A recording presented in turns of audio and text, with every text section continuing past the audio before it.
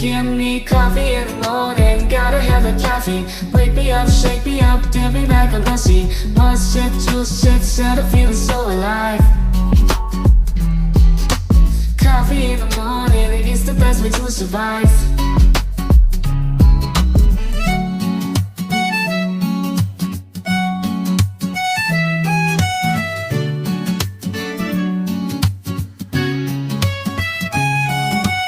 Woke up in the morning, sleepy eyes yawning. Jumped out of bed, started the day, opened the curtains. Felt the cool breeze, the sun shining on my face. But something was missing, I needed my job to chase. Give me coffee in the morning, give me coffee in the morning, gotta have the caffeine. Wake me up, shake me up, dip me back and messy. One sip, two sips, and I'm feeling so alive. Coffee in the morning, it's the best way to survive.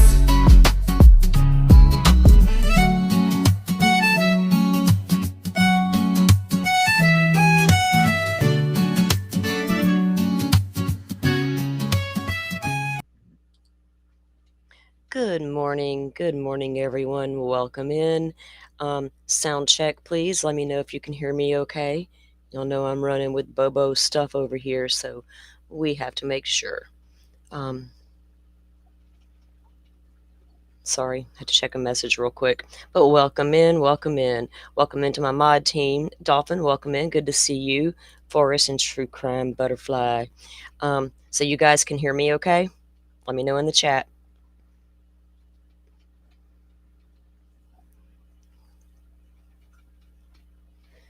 I know I feel like I'm on delay. Good. Thank you guys. Thank you, mod team. All right. Well, guys, it was a long, crazy weekend for me. I had planned to do things and ended up doing other things, but whatever. It all worked out. And a little busy, just doing some things that I didn't need to do. But anyway, I also was a little busy trying to line up some guests for some upcos. I think I've seen this week we can get all eyes over here, and we're going to talk a little bit about the Delphi appeal, because there's some really key points that the appeals attorneys brought up in that last document that we read that really need to be gone over. And who better to do that with? All eyes on Delphi, right? And the keeper of all things important in her fantastic work in documenting everything to do with that case. So we are hoping to get her on Wednesday if everything works out and we can get that show underway. Now, as I've told you guys before, there's a local missing child. She's been missing for a very long time. Her name is Danielle Bell. Nancy Grace does plan to do a special, I think, at the end of the month on Danielle's case. Danielle's sister, Bonnie, has agreed to come on and talk with us here. That's going to be a couple weeks away. Well, about a week away. So I'm going to be setting that up with her and getting that finalized. I'm hoping to receive some information today about the case to get a pre-show ready, because I really want to get the good information out there. That's the thing with these cases. There's so much, right? Especially when they're cold or old and all the rumors that can come around them. And if you're not local, you don't hear all the rumors until they're talked about. And there's been a lot of rumors locally about that crime for way too long. And it's time for people to start talking, and the pressure's on. So I am looking forward to having Bonnie over here to talk to us and tell us about Danielle. And unfortunately, she's not the only one missing locally. We have Tiffany Daniels as well, and we'll be getting to her case soon.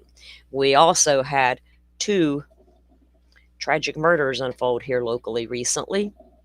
One was a young woman found murdered in her home. A quiet little seaside beach community where nothing ever happens. We still don't know what happened to her. Then there's another young girl This time she was 14 years old. They already have the two people who murdered her. Turns out they're 14 and 16-year olds. And it's blowing up here locally. And we're going to take a look at that case and the circumstances, I guess you could say, surrounding what might be unfolding in that case. And by that, but it's not that. What do we, especially when young people, the most vulnerable people in our society, the ones who need the most help, the ones who may not have the best home life. I don't choose to blame parents can't get their shit together. I'll never blame a child for that. But when a child presents problems, right? Say you're a great parent, you do everything right, but your child has problems and you can see it. You're not the parent to turn the blind eye and say, oh, they'll grow out of it. It'll be okay. Shh. That's not me anyway. I'm so the opposite. Red flags are waving. I'm like, oh, we need help, right? So if you are a parent, you have tried to reach out because your child is struggling and you see things that you know are just not normal, and whatever the case may be. What do you do when you reach out and the help's not there? Where do you turn? Where do you go? So we're going to explore that because it's coming back down to that this child who killed the other child apparently had, this, and that. But there's a lot of failures in the healthcare system. And locally, I can tell you there's a huge problem. And it's been apparent for many, many, many years. And there's a gap. Children, there's no real help out there. It looks good on paper when we talk about organizations who will come in and, we will provide counseling to these traumatized children. But how far does that go? How deep does it go? Do you chalk it all up to California therapists? Oh, you got some spectrum disorder. That's all. We don't know where you fall on it, but you just do. So there you go. Take this. Oh, and take this to go with it. Oh, and you might need this because that's going to cause this to happen.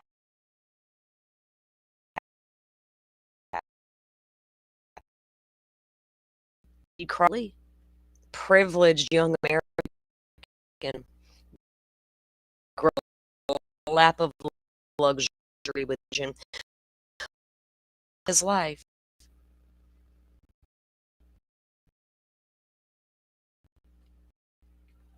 The fact that he's talking about how many therapists are going to be the one to help and to fix you.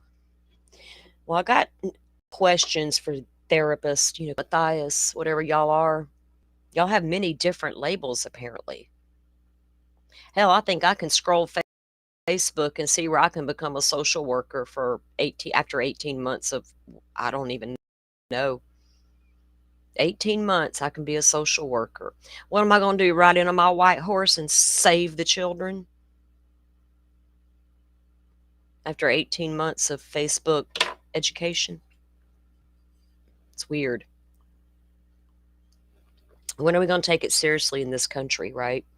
When are we going to move past the frivolous conversations and gossip and move into what really needs to be done? We can sit here and talk about it all day long, but if we're not going to be serious about it, what's the point? And if we can't take that seriously, that a 14, 16-year-old boy and what in the hell could have been going on in their homes and in their minds, I want to know. Because I don't think any 14-year-old girl should be lured from the safety of her home because we got a Facebook beef or a social media beef, or we had a beef at the school, and I'm going to go steal my mom's firearm, who, by the way, is a convicted felon and shouldn't have had the firearm. I'll steal it, and then me and my friend are going to lure you out of your home, and we're going to go hang out like friends. Some Morgan Geyser shit. What they did to that 14-year-old girl is unimaginable. They shot her multiple times and set her on fire in the woods.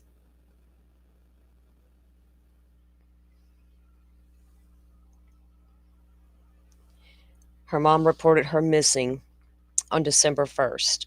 She was found the next day on December 2nd by a local man who was out walking. Because I used to go down to that park from time by myself and just sit and chill by the water, my happy place.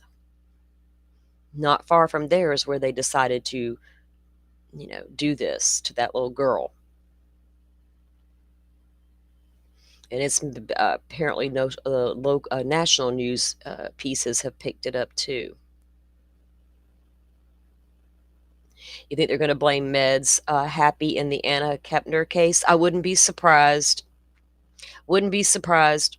And how nonchalant his mom acts about him. Does this lady even have feelings and emotions?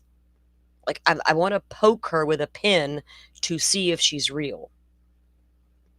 We have the hearing for the Kepner family emergency hearing.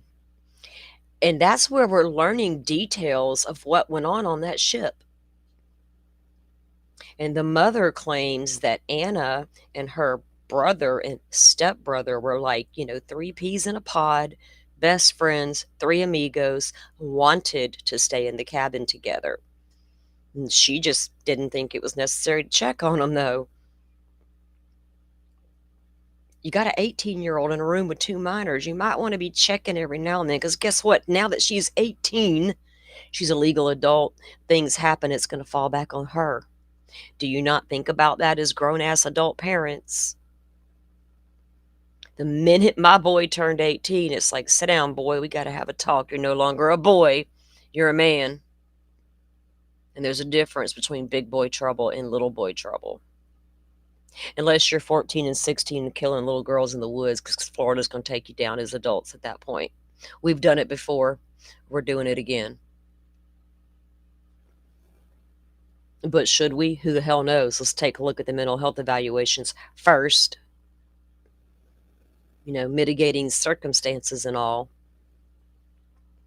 So we're going to take a look at that hearing with the Kepner case, guys. And oh boy, the cash cow.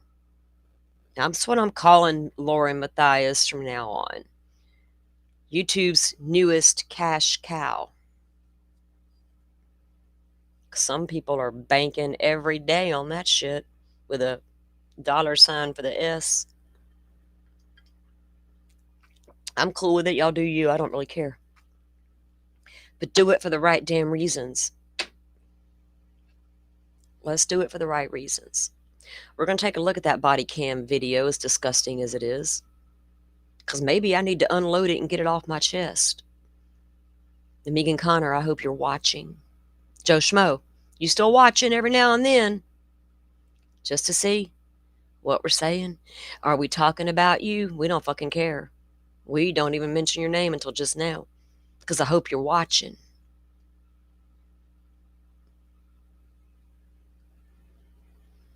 I see you lurking around out yonder on them YouTube streets, Bubba.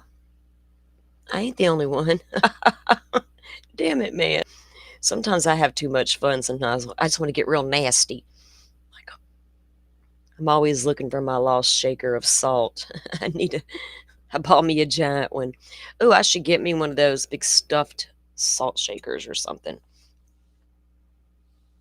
All right, so we're going to look forward to having Bonnie come up soon. We're going to look forward to hopefully getting all eyes on this week to talk about the Delphi appeals process, because that's really important to talk about. Yeah,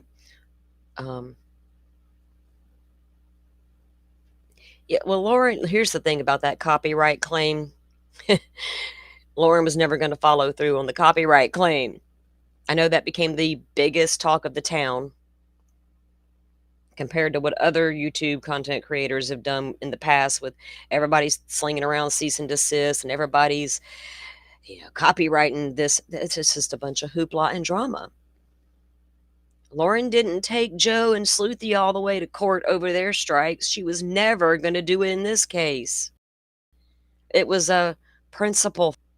It's all there was to it. I'm going to make some noise. I'm going to strike you. You're talking bad about me right now in real time. That's all it was. She reacted in the moment. She never planned to take it all the way, guys. She can't see nothing home all the way, not even her own stalking case. Copyright claims. She was going to sue Kresha over copyright claim. Oh, shit, bullshit. Because Kresha played some of Lauren's stuff on her live, and that's the same live that Lauren struck and took down. So it's been a discussion ever since it happened. While everybody kept talking about it, I knew it wasn't going to go anywhere. That's Lauren's MO. I'll push the envelope and then I'm going to back off. Hell, she didn't even want to take her own case to court. That whole stalking case. If you're not going to take that to court, why take some stupid ass copyright claim to court? Get over yourself, ma'am, and go sit all the way down with your distractions, because I don't care about your copyright claim bullshit. It's a nice distraction, isn't it, from the real Lauren? As long as we're talking about you and your copyrights issues that the LDS Church, by the way, teaches, drives that shit home. Y'all don't think she learned that from her church upbringing? That's my precious work. It's got style. I got to protect it. The Mormon Church told me. They got a whole ass document about it. Go read it. I can't with that shit. Still a much bigger picture at play, if you ask me. And I'm a little over Miss Cash Cow over there. I'm so over you, lady. We're going to take a look at that. Let me start you guys off with what's going on in this local case with a little bit of a news clip. My internet seems to be working fine this morning and cooperating and all the things.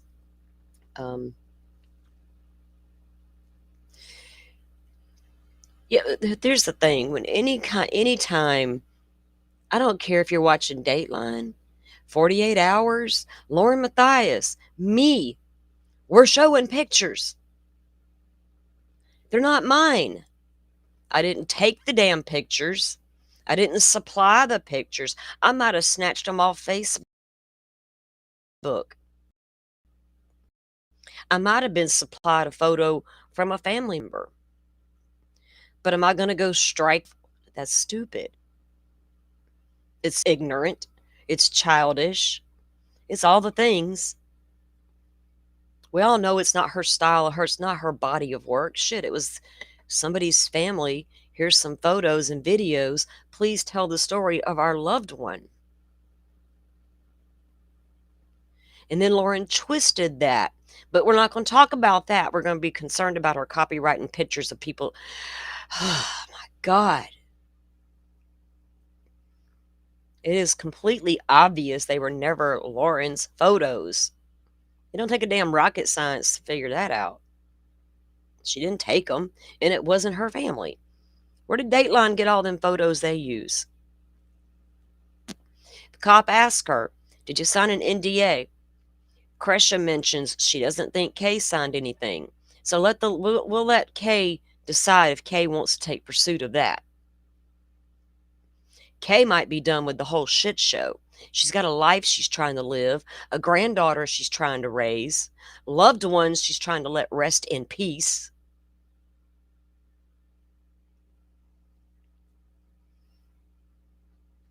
And at the tail end of all of Lori's bullshit, here comes Lauren riding in on her little fucking horse. I'm going to steal the show now and become the topic. And then me and my buddy Megan are going to go out here and throw shade at Charles Vallow's family.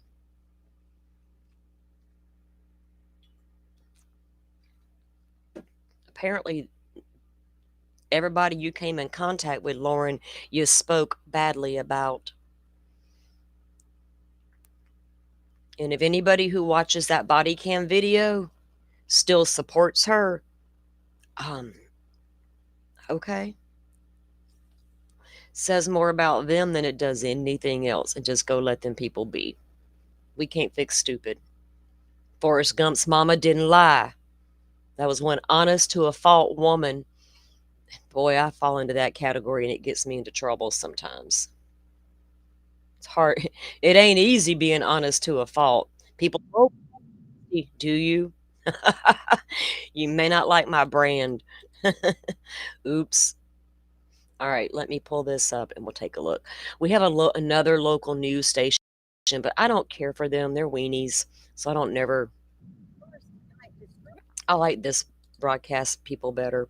They're actually out of Mobile, Alabama, next door. That's sad, isn't it? Lost our only really good investigative reporters years ago. One even left and went and joined the FBI. Shauna, ma'am, where you at? Hannah McKenzie took off and ran down to Orlando.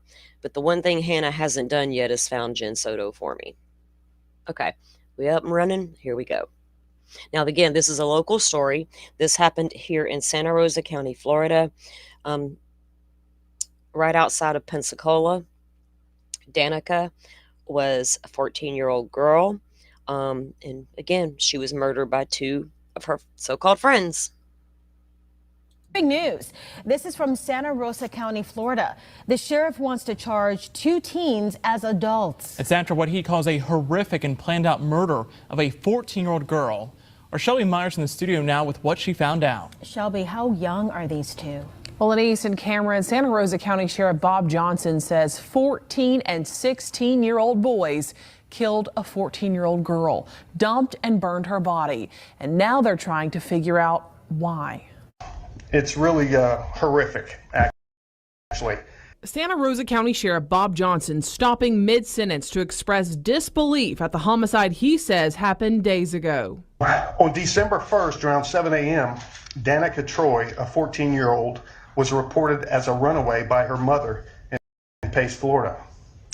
Unbeknownst to them, unfortunately, Danica was murdered the previous night. Sheriff Johnson says deputies received a call about a burned body in a wooded area off of Kimberly Road in Pace. Follow-up interviews confirmed the victim was Danica Troy. And here's where it even gets worse. It's bad enough you kill a 14-year-old, you're 14, you're 16, shoot her multiple times, then they set her on fire. 16-year-old Gabriel Williams and 14-year-old Kamari Blevins are being charged with first-degree premeditated murder. Johnson says Williams stole his mom's handgun and used it to shoot Troy. Sheriff Johnson says the three teens went to the same school and were at one time supposedly friends.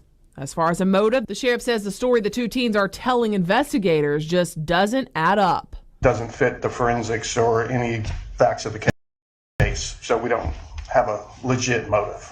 Sheriff Johnson is working with the DA's office to charge the two teens as adults. You do an adult crime, you need to do adult time. Williams and Blevins are currently being... Y'all all know Florida sheriffs don't be playing.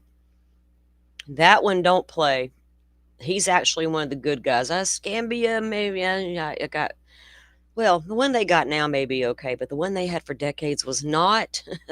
Good riddance. But this guy's on the up and up. He always has been.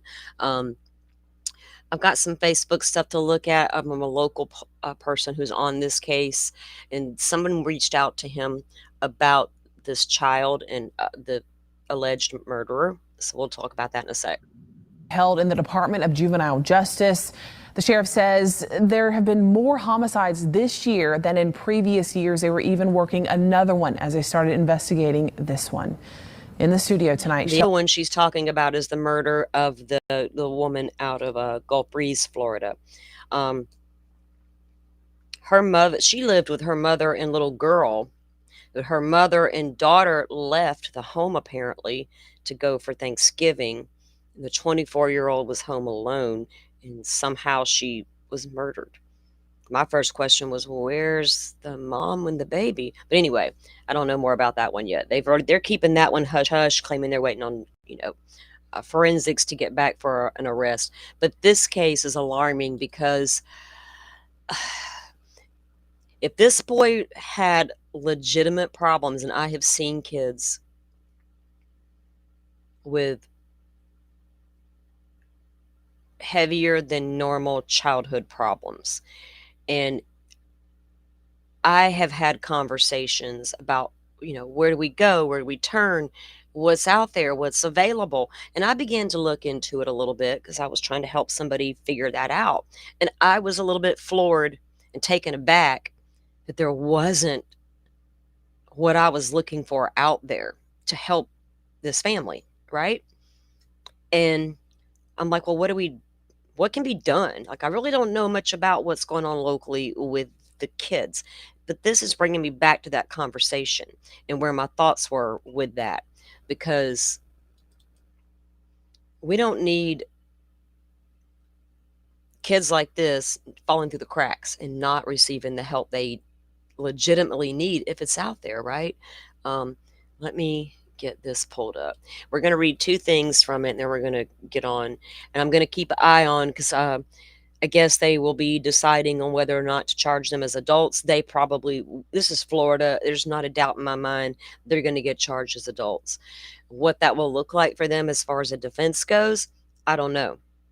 We already got one sitting over down there in Chattahoochee State Mental Hospital because he was found guilty of murdering his mother on Christmas Eve, but hey, he was crazy. So we got him stuffed away in the mental hospital where he gets eval'd every 6 months. I hope it ain't like Morgan Geyser where they're like, oh, you know what? He's good to go today. We're going to let him go. Let's hope that don't happen. Not with that one anyway. Okay, so let me pull up this post and show you guys a little bit of what's going on. The conversation being had locally about it. Now, I don't know that Florida would seek the death penalty on these two boys because they're minors. That's a whole other ball game. Okay. Now, he made a post before this one that was pretty lengthy, kind of went after the stepmom. And it was not like vicious. It was more, going to the fact that this woman was a convicted felon and had a firearm in her home illegally that he was able to access and steal. Here's a picture of her arrest record and a picture of the mom. Now, she's been arrested. I got to go look at her. Hang on, let me pull that up on my phone real quick. We have a beautiful jail view system here. It's Florida. We're like, what do y'all want to see today?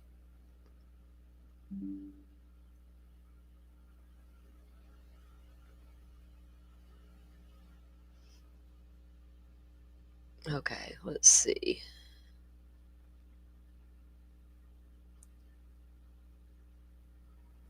What was, okay, I'll pull that up in a second.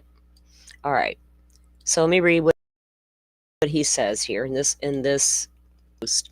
The Danica Troy murder, the family's friend and the system that failed long before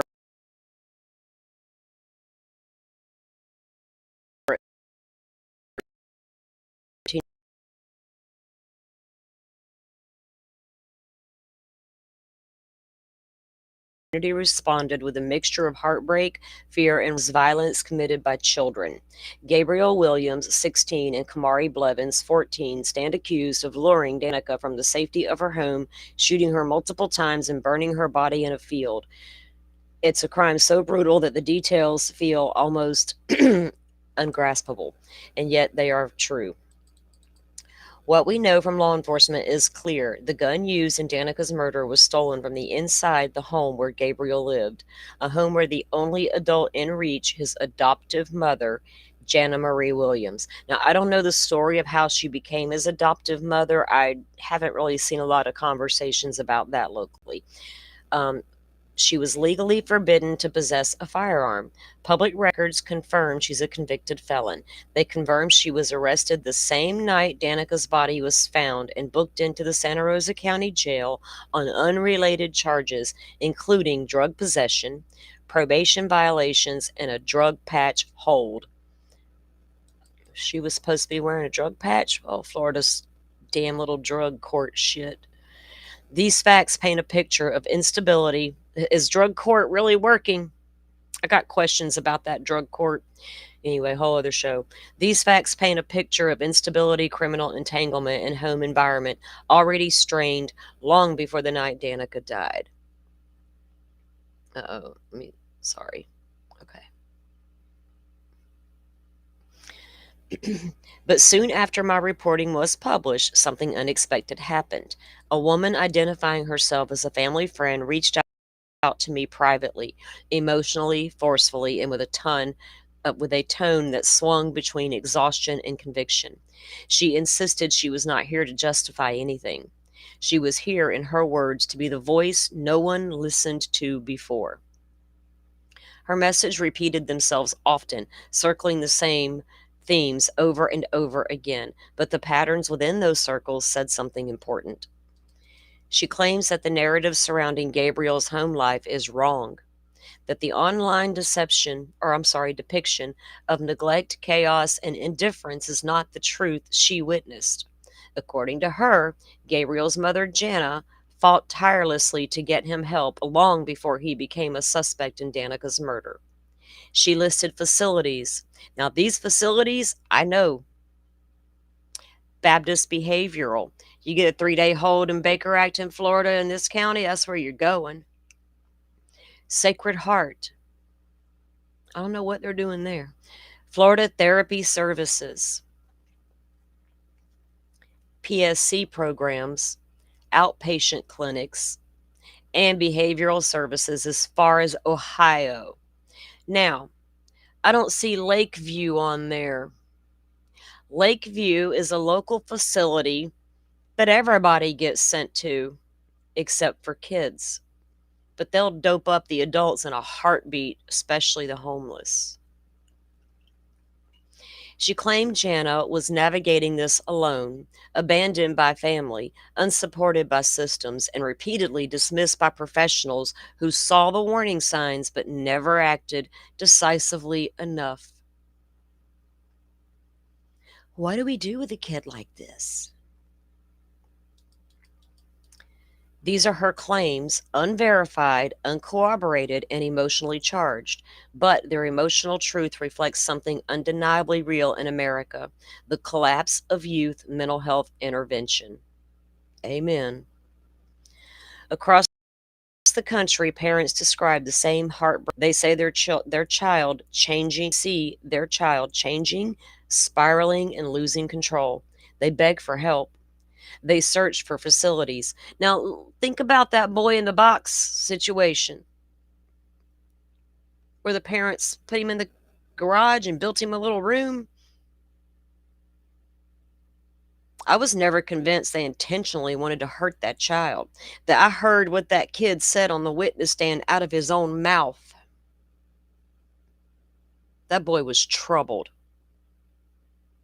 He knew it. Those parents knew it. They reached out multiple times trying to get him the proper help. But you're left on your own. What do you do? Especially if you got other kids in the house that need protection. What do you do? I dare society to weigh in on it and be honest. Don't come with your emotions. You can't lock a kid in a room. Bullshit. Don't take what I just said the wrong way and twist it now. They push for evaluations, and over again they are told the same devastating phrase: he isn't bad enough yet. Do they have like a grading scale of what's bad enough yet? I'm sure Dr. John can provide one. Is it as bad as Bad Pitt? Bad Pitt? I can't say his name because it's so fucking funny. Brad Pitt? Let's give him the Brad Pitt eval.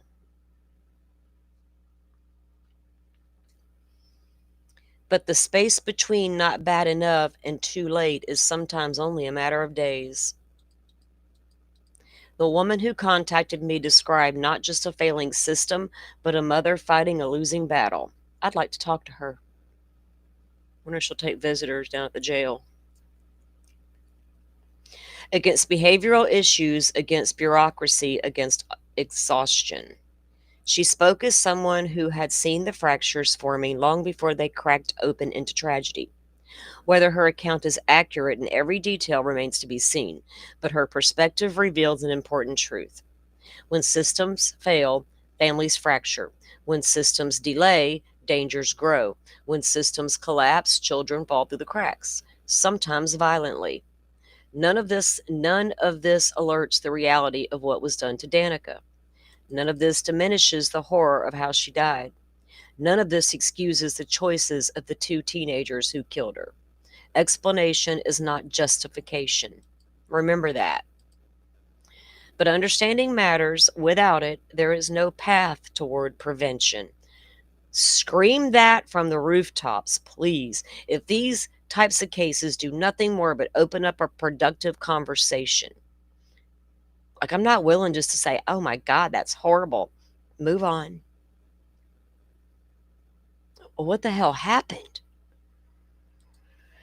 In the family friend's testimony is even partially true, if the friend's testimony is even partially true, then Danica's murder did not begin on the night she was taken. It began months or even years prior, inside broken systems that saw a troubled teenager but did not intervene with urgency or consistency.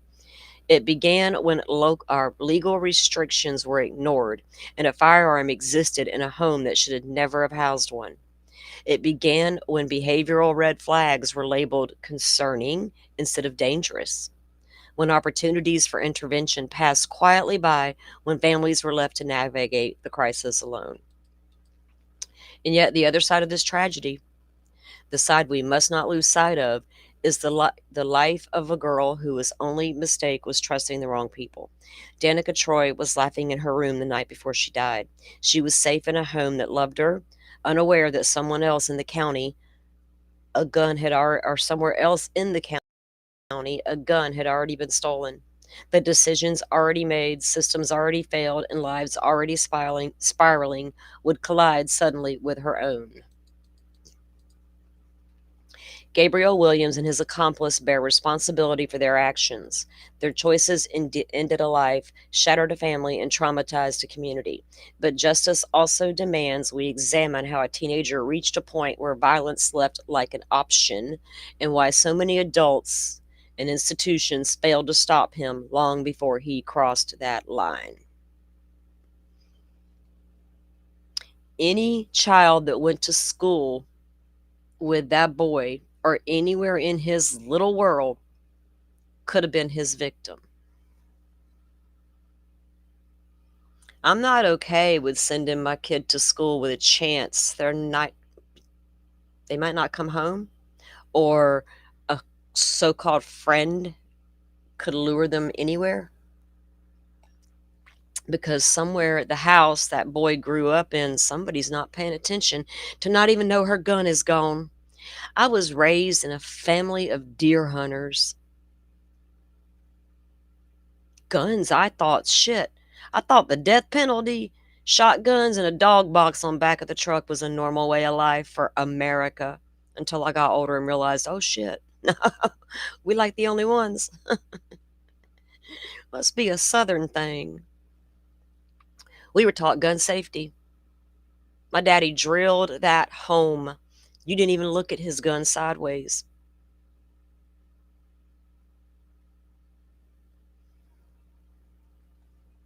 The family friend who contacted me spoke with a desperation that cannot be ignored. She repeated herself often, almost obsessively, but the repetition itself revealed something. She is grieving too. Not for Danica, though she mentioned her with respect and compassion. She's grieving for a child she believes the world abandoned long before he abandoned himself. She is grieving for a mother she describes as loving and exhausted, though public records present a drastically different picture. Now, two things can be true. Maybe this mom did try to reach out and get all the help, but was she also setting a good example at the same time?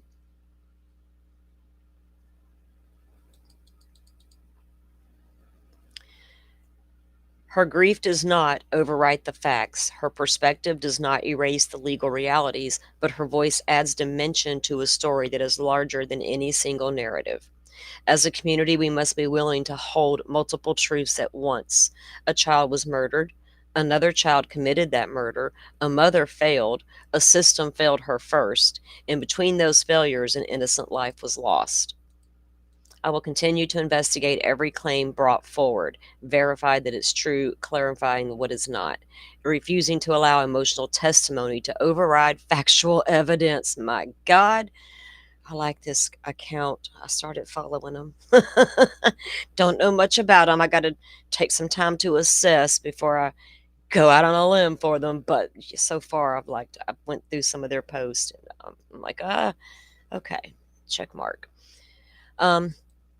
But that's the story there unfolding with this crime. And like I said, Florida's going to charge them with adult crime. I don't know about the death penalty yet and how far they'll push that with these boys. I know we've had another case in the past, and he absolutely was tried, but I don't think he was reached the death penalty. So I think mitigating penalty phase, all that would come into play. And if we didn't put Stefan Stearns to the death penalty, by God, we're not going to put these two, when we should have absolutely put Stearns in the death penalty waiting list. Absolutely should have made an example out of that fool. So it's a horrible case, guys. I mean, for it to get, I mean, what they did to her was just horrible. Over was alleged just a little falling out, right?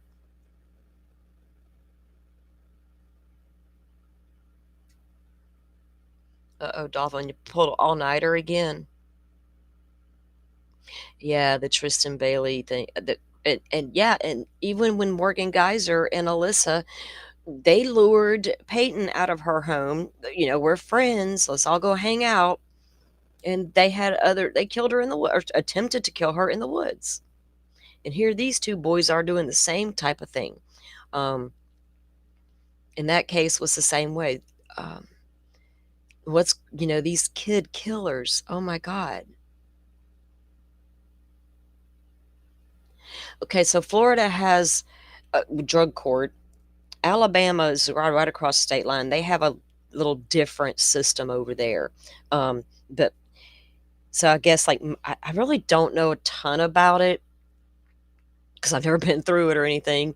But I think it's like misdemeanor offenses and things like that. You get the option to go through drug court, where I think you then get to wear a patch. You get to go into rehab and things like that. Get yourself back on track, and then your charges will not be what they would have been if you went to criminal court without the options of taking the drug rehab and all that. But they test them. And I don't know what if she's on. They probably got her on a patch hold because she was arrested on an offense.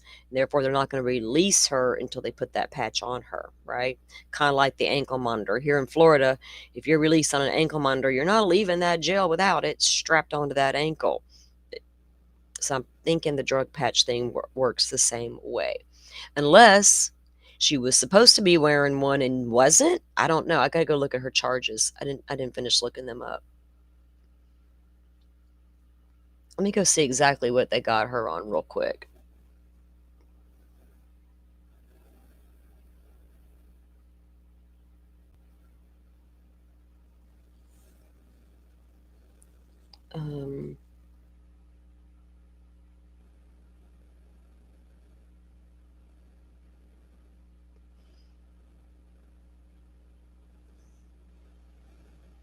Where's my load more? What the hell was that bitch's name?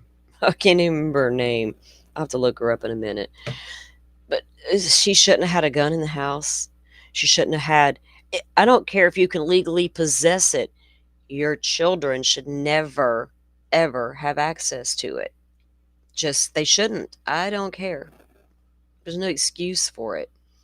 And for parents to, that's why we're seeing parents be charged now when their children, do the school thing or whatever. How many times are we seeing charges come into play now? I'm sorry, I've raised 4 kids. They were all teenagers at one point. If they're doing nefarious stuff in that bedroom and housing a bunch of weapons or stealing mine, I think I'm going to damn well know. How could you not know? All right, let me pull up the hearing for the Kepner case. Wonder if Lauren will cover it. It is a domestic case talking about children and all. I dare her. Do it, lady, do it.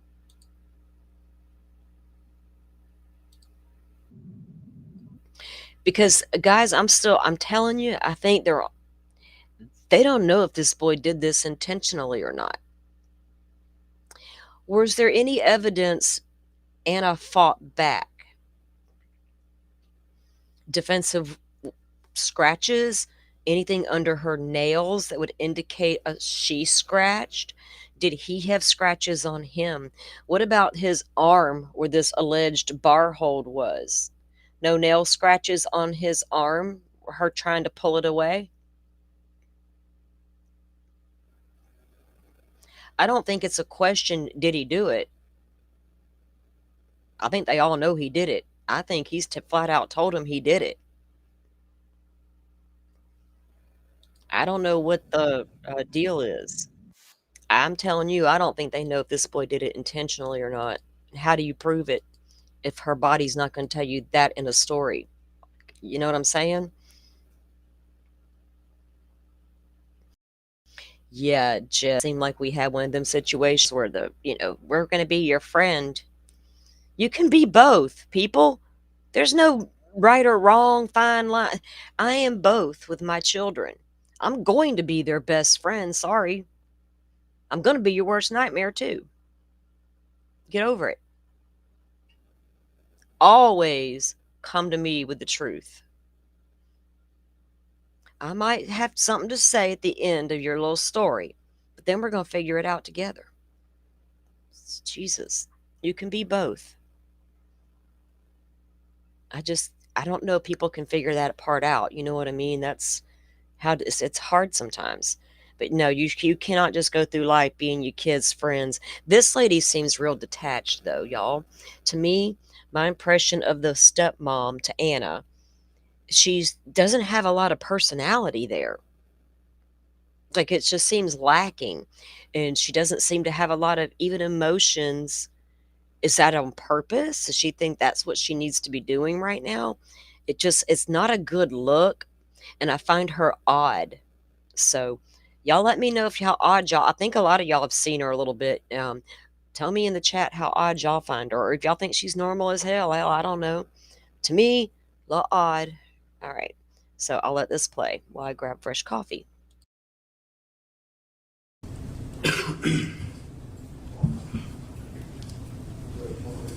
No, I have not. If I could get you to raise your right hand for me, please, ma'am. Do you swear affirm the testimony you're about to give is the truth, the whole truth, and nothing but the truth?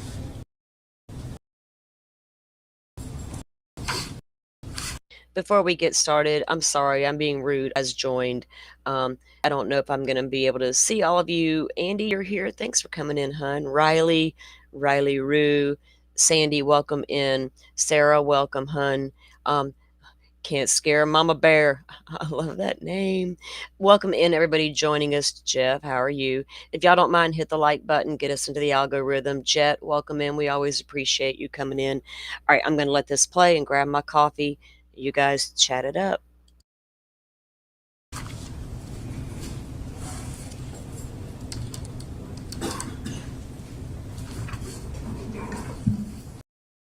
You may inquire whenever you're ready. Please state your name, ma'am. Do you know Mr. Hudson? We were formerly married about 12 years. And do you have any children between the two of you? We have 3 children. What are their names and ages?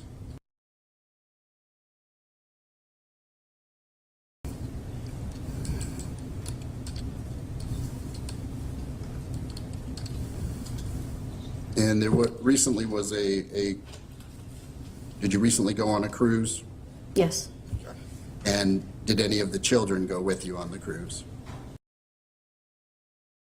Did you reach out to Mr. Hudson to request that he agree to passports for the children? I reached out to him to inform him of my itinerary to take the children on a cruise and did ask for the passports, but they weren't. And Mr. Hudson refused to cooperate with obtaining passports, correct? To sign for the passports, yes.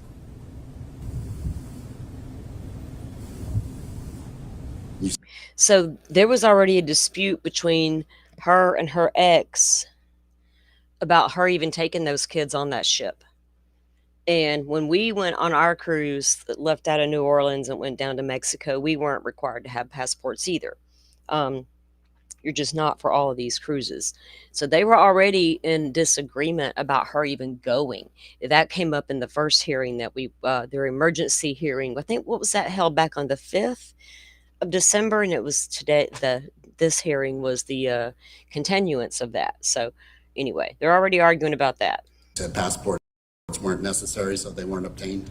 Correct. As far as the minor children, what were the sleeping arrangements on this cruise? Was in my room with my husband and his 9-year-old daughter, and then shared a room with his stepsister and stepbrother. The room was directly across from ours. What was the stepsister's name? Anna Kepner. And what was the stepbrother's name? And how old is? 14. And how old was Anna? 18. Now, who made the decision to have these 3 teenagers in one room in the cruise? We had talked it over with our traveler agent, and that was what was suggested. Did you have to sign any special permission for? She said the travel agent suggested. That's what was suggested. I'm sorry, no travel agent's going to make suggestions about where my children sleep. No. For the children to reside together?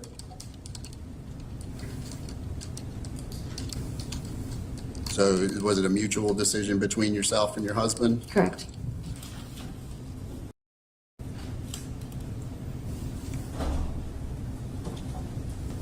And at some point, did you discover that one of the children had passed away? Yes. And when was that you discovered that? Friday morning.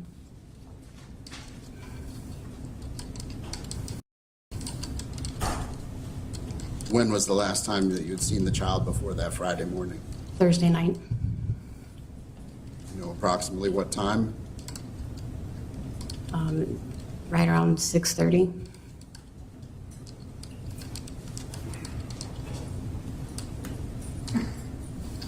And your child, did you see him that Thursday night as well? Yes. What time did you see him at? Closer to 7. Just a little bit before 7. And what was he doing at that time? He was headed back to his room. Do you know whether or not present in the room as well? They all were headed back to their room, as far as I know. So the last time she sees them is 6:30 and 7 in the evening. Did they all have dinner by then? Did the kids need to eat? Did you 7 o'clock? Then she's going to say she went back to go get some good sleep. Or, well, she said sleep. I'll call it, we got an issue with those mothers who just need to go to sleep. So where was their room in relation to your room? Right across the hall. You walked out my door, their door was right in front of it. Why couldn't they have gotten an adjoining room? That would have been my solution. We got a big family. Okay, whatever. You're about to get an adjoining room because I'm not trusting your ass across that hallway. I don't trust other people more. Did you return to your room that evening? Yes. What time did you return to your room? 7 o'clock. 7 p.m.? Yeah, right. It was actually closer to 7:30. Did you stay in the room for the rest of the night? Yes. With the teenagers across the hall, did you ever go in and check on them? No, I had went to sleep. Never went and checked on the kids. Just gonna go to sleep. We're on a big ass cruise ship. I knew where my kids were at all times. I'm watching I had anxiety on that ship, y'all. There were so many people. I didn't know any of them. I didn't trust any of them. I'm like, Oh, holy hell. I was even nervous to the very top of the ship and look over the balcony railing, standing next to my husband. I don't know who that was more dangerous for, though, me or him. I'm just saying. Do you know if Christopher went across the hall to check on them? Not that I know of.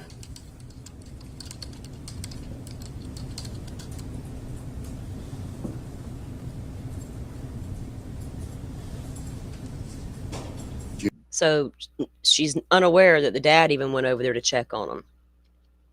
Honey, I got a headache or whatever, motion sickness maybe, I don't know. I got to go to sleep. It's only 7:30 though. You might want to check on the kids in about an hour. Check on them, make sure they're good over there across the hall. He's like, nah, hun, they're good. We're on vacay. Gotta get away. You know if Christopher left the room that night on that Thursday night? I never seen him leave the room.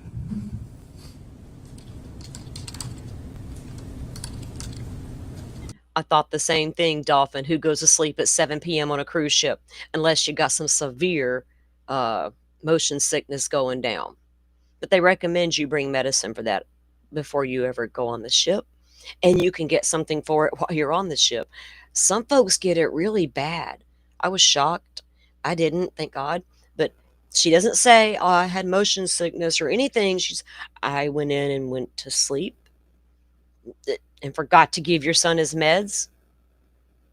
Did you remember to take yours, Miss Ice Queen?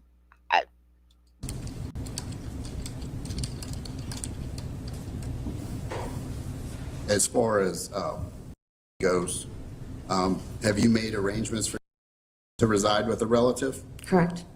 And why did you do that? It was something that his father and I mutually decided. Did you suggest it to him, or did he suggest it to you? Who brought it up first? It was something that we had talked about because neither one of us could bring him back to our home. Why couldn't you bring back to your home? Looking out for the safety of the other children in the home.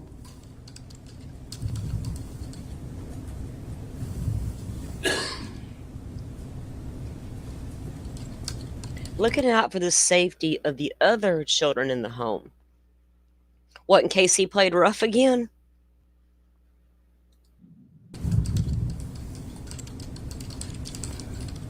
Now, when you talk about the home, you have a home with Christopher, your husband? Yes. And does Christopher have other children that come to that home? He has 2 other kids. That one of them being... Correct. And the younger child that slept in the room with you as well? Yes. Still allowed to come to the home? Yes.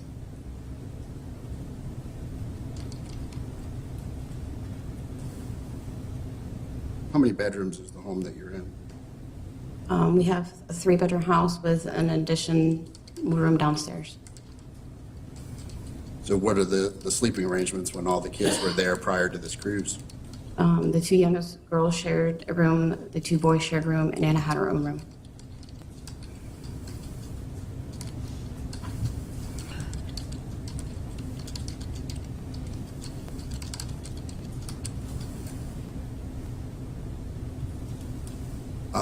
As far as the evening, that Thursday evening on the cruise, had you been drinking at all? No.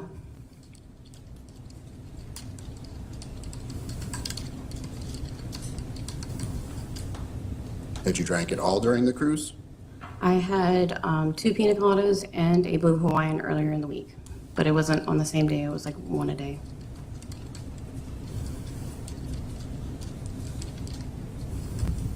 Do you know if the children, based on being in international waters, could I drink alcohol? No, You don't know? no, they didn't. They're not old enough. What about, She said, no, they didn't. They're not old enough. But they're old enough to stay in a room by themselves and be unattended from 7 p.m.-ish on throughout the entire night. Anna? I don't know.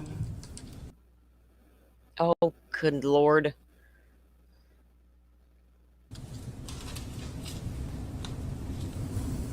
Weren't you aware that the children were gambling at some point?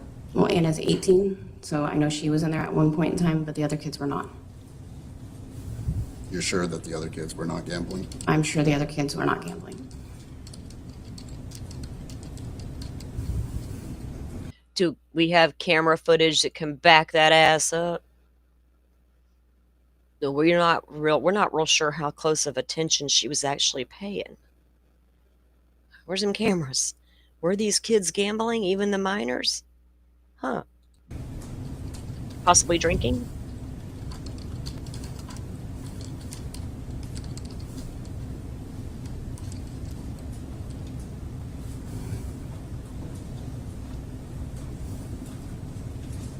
As far as Dolphin says, who can remember what they drank? I can't remember what I drank, but I'm not a big drinker, which that always reminds me of Maddie Mogan for her that little video she did, like, what, you're not a big drinker? I wasn't, and not a big drinker, as most of you know, but I drank on the ship, right? Why not? When in Rome, whatever the saying is. But I didn't drink a lot.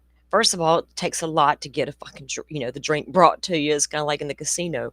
But I would have maybe a couple a day at the most, 1 or 2. It was it for me. I had other things. I was in international waters. as far as, do you have any diagnoses? He has ADHD.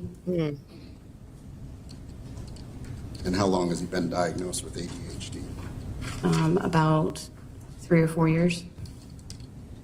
I have to wonder too, is that another one of those classic catch-all, everybody's got ADHD. Everybody. These poor kids are being diagnosed with everything left and fucking right without anything to back it up, and it's never an excuse. Attention deficit disorder. Do we understand what that term, what it actually means? And attention hyperactivity disorders, they don't create killers. Stop it. Those after your separation from Mr. Hudson, correct? About that timeline, yes. And does he receive medication for his ADHD? He does. And what medication was he on for his ADHD? Methylphenidate. Would you pronounce that for me and spell it, Pam, if you know? Methylphenidate, I don't know the spelling. Okay. The name brand's Concerta. That Okay, helps. thank you. And how often would you take that medication? Every morning. So this boy is, we learned before, but they're just going back through it again. He's already on medications. Sleep meds on top of that. Because what we're giving you may make you stay up all night. So here's this for your sleep. But mom goes to bed and forgets to give it.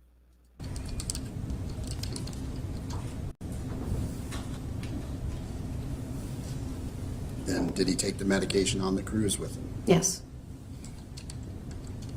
He also takes a nighttime pill as well. The same medication? No, it's clonidine. What is that for? Insomnia.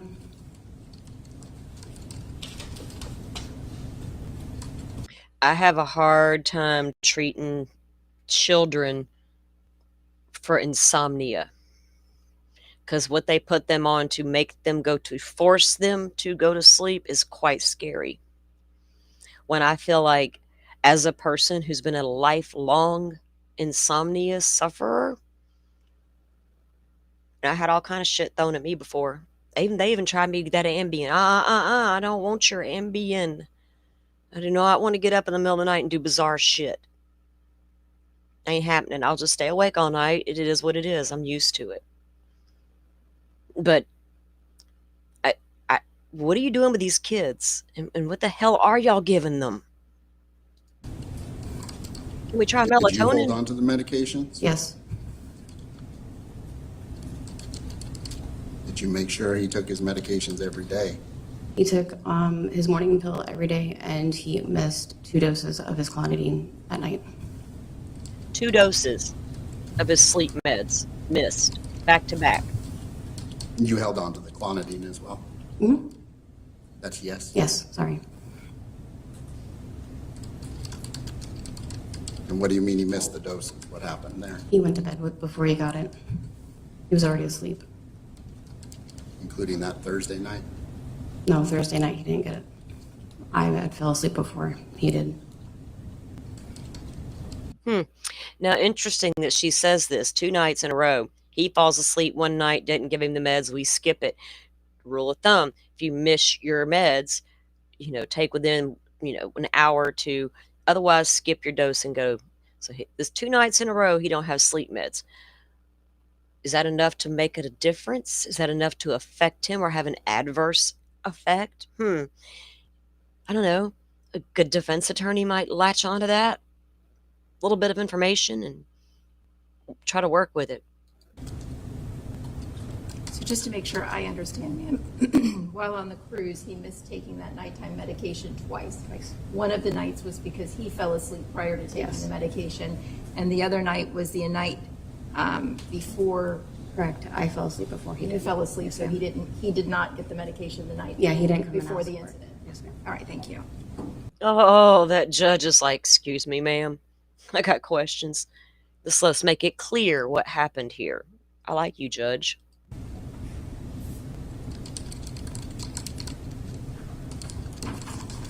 And was attending school prior to the cruise? Yes. And after the cruise, did she have to be removed from school? They placed her on homeschool. They just unenrolled her this past Monday. And why is that? That was their choice to unenroll her. Say their choice. Who are you talking about? The school's choice. It had nothing to do with her behavior or anything. It had to do with the media. The media, the school's like, we don't want your kid anymore. Got bad press coming your way. Was she going to a public school? Because I find that hard to believe. I know locally that has never happened. And we know we have horrific cases here. I don't. Okay. So that's what she says. Maybe that happened. They're like, ma'am, you need to take your business and leave. She's currently on a homeschool status indefinitely? No, she's being enrolled into another school.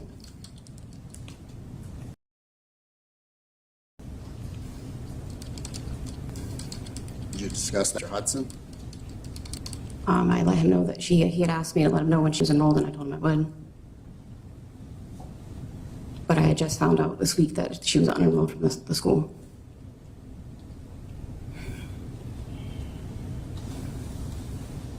Good point, Butterfly. During the interview, I forget which news organization got an interview with Anna Kepner's grandparents who were on the cruise when all this occurred.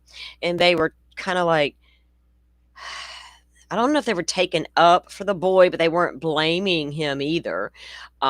She said, they were good. He was good. He was much better now, but he had battled some demons before. So he's had some issues. That's become quite apparent, right? The grandparents have spoke about it, and now he's on these medications. And now the school is telling her, you got to homeschool your kiddo.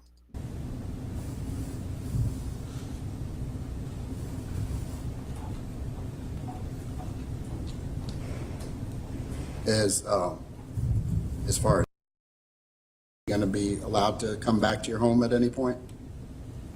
At this time, no. not with the FBI investigation.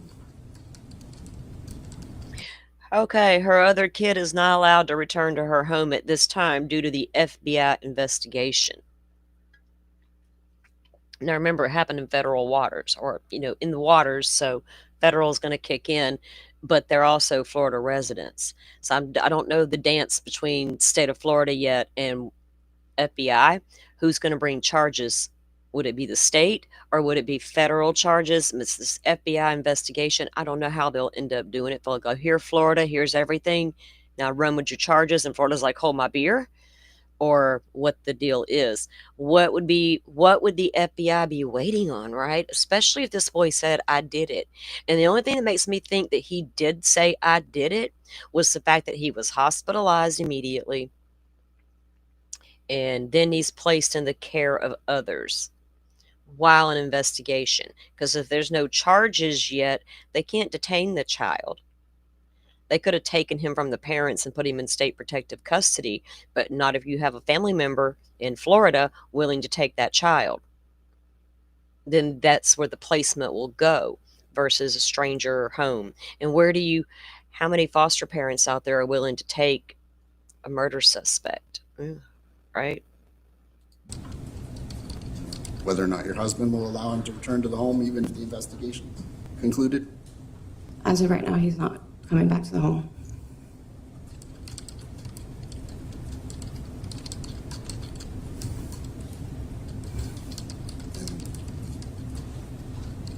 No further questions from me. Thank you, sir. Cross?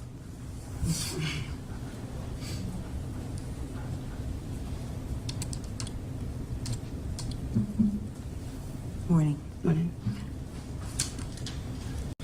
Ms. Kepner, who all went on the cruise with you? Myself, my husband, Anna, the two youngest girls, and then my mother-in-law and father-in-law, And what are their names? Jeff and Barbara Kepner. And where was their room in relationship to where your room and the children's room was? 2 floors above us. Did they also help in the supervision of the children? Yes, ma'am.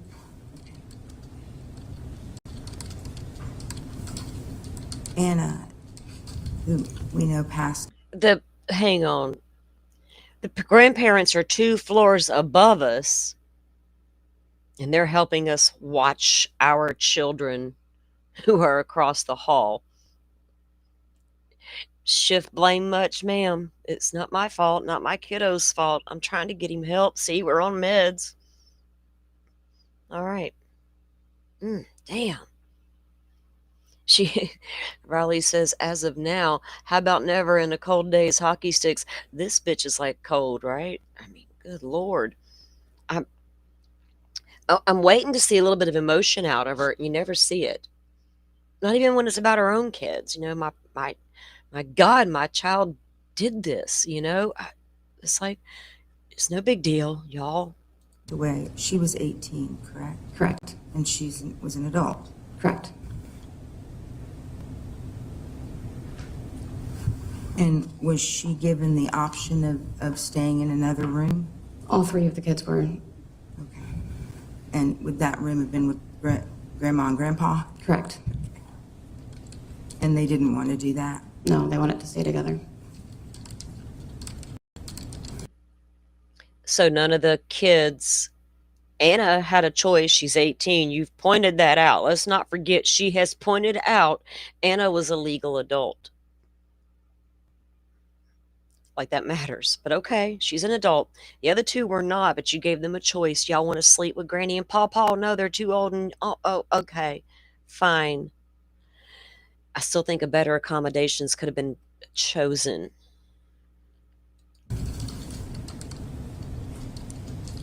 Did they all get along? Yeah, the 3 of them are like the 3 amigos. They're best friends. What? Now, she says the 3 amigos, best friends. What did Anna's ex-boyfriend say he saw on that FaceTime thingy? Where Anna fell asleep. They were FaceTiming, which is what kids do these days. They FaceTime until they fall asleep with one another. Young love. and he sees your son walk in and get on top of her, I don't think that kid was lying. I don't know why he would lie about it or make that up. That's bizarre in its own. But hey, could be the WSU Mom Kim effect. We don't fucking know. But I don't right now. I believe him. So, but she's over here all like, well, no, they're friends. They're good. They're the three amigos. Oh, good Lord. Yeah, the dolphin, this heifer ain't showing no emotion at all. What? She mentioned 2 girls. Is one of them 9? Yes. Okay, so the dad had kids. Stepmom over here had kids. The reason she's in court right now, that we're watching, is concerning her 9-year-old daughter. Yes. Her biological 9-year-old daughter. She was already going through custody battle, whatever, with her ex-husband when Anna's murder occurred, or death occurred, right? We don't know if we can call it a murder yet. When Anna's death occurred, she was already going through this. So when that happened and her son goes to live with relatives, the dad's like, I need emergency hearing to get my 9-year-old daughter out of your house now. And they had that back on the 5th, and then the judge set it for today. And now they're here to discuss that 9-year-old's custody going forward. Now, Anna's dad had 2 little boys, right? I mean, a daughter and a son from another relationship. So yeah, this one is concerning her 9-year-old daughter, who was she had her 16-year-old, which is alleged, accused of killing Anna, and then her daughter, and then her other son. So anyway. And with regard to question him, he's not a suspect, or you haven't been advised by anyone? Correct, he's not a suspect.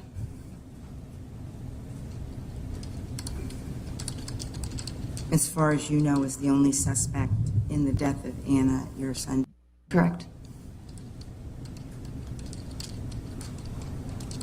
Okay, so I had it back.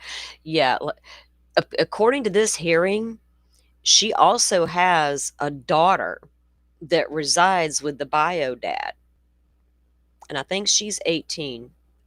They talk about it here. And then the 16-year-old is her son who harmed Anna, and then her 9-year-old daughter was staying in the cabin with her, right? And then Anna's dad had his other 2 kids there as well, Anna's half siblings, the daughter and son. His daughter stayed in the cabin as well with mom and dad and this girl's daughter. So the 2 little girls stayed with the bio parents in the cabin, and then Anna, her half brother and stepbrother stayed. No, the little boy in the cabin was Anna's half brother. They have the same father, different moms. And the 9-year-old little girl, the 2 little girls in this story, were in the cabin with the adults. He had one, she had one. So that little girl of his and the little boy of his are Anna's half siblings. And then the stepbrother is the 16-year-old boy and this little 9-year-old girl.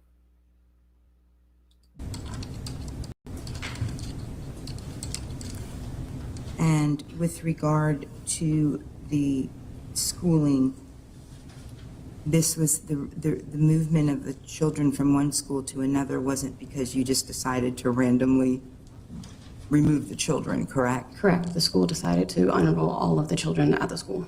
Okay. When you say all of the children, who We had 4 total, including Anna, go to that school. They unenrolled the other 3 kids. Okay. All right. Because of and you were told because of the media coverage? Yes. And did they give you the recommendations of the school that you have enrolled them in? Yes. And that this new school is aware of the situation? Correct. And there's been no problems with Anna at the school, at the school since this incident, correct? Correct. She's a good student as far Yep, as straight A's.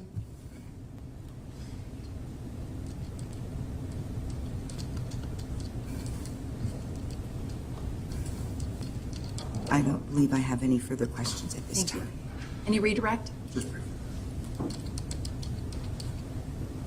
Well, you mentioned her being a good student. Is she also diagnosed ADHD? No. Is she on any medications? Yes, she takes some migraine medicine daily.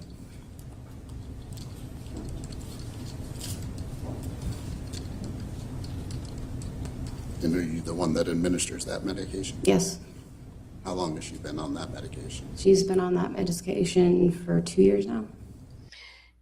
2 years of migraine medications at that age? Are they cluster migraines? Or did you notice what he said? Are you the one in charge of administering that medication? To take a note there, sir.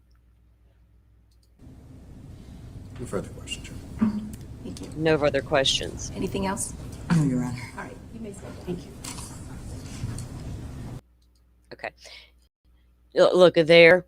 I wonder if you know, Lauren, did you just notice how that said law and crime all over the screen we were just watching? Doing what they do.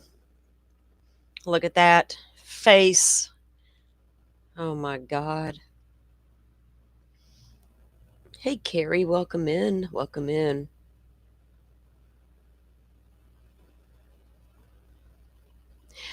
Sunflower, I agree. Now, yes, Florida virtual school. I thought about that, right? They got the same setup system. We can unenroll you from our public school system, but you got to go right into the Florida virtual school. It's a whole thing here. So I wondered that, Sunflower, if it was the same setup or if she was just kicked out, right? I call BS on that too. I'm in Florida, so yeah. I don't know what that lady's talking about, but they unenrolled her from the school, just called her up and said, hey, now you got to come get your kids' stuff. We're not having her back here, media and all that. They would have recommended the Florida LVS program. You're dead on about that. Welcome in. Welcome in. Lord, I'm so over that lady's face. I ignore it. I have always ignored it. It was so obvious what was happening with that face. And to me, that's normal America these days. So I got no dog in that face hunt. I'm not that woman. I'm not into the fake eyelashes and the Botox. And I usually just roll with whatever God Lord gave me. So yeah, I don't even, those looks, man, whatever. Today it's expected. I think a lot of women are running around out there getting the Botox and the eyebrows and the extensions and all the things in their hair and shit. Lauren had a whole damn subscription that would supply her clothes. She talked about that shit a year ago in a little video. I mean, you know what I'm saying? Those are the frivolous conversations to me. Her goofy ass clothes that she thinks are chic and her damn Botox. Okay. Okay, cash cow, keep giving. Cha-ching. All right, I couldn't help myself. Sorry. It just comes out. My true feelings coming. I can't help it.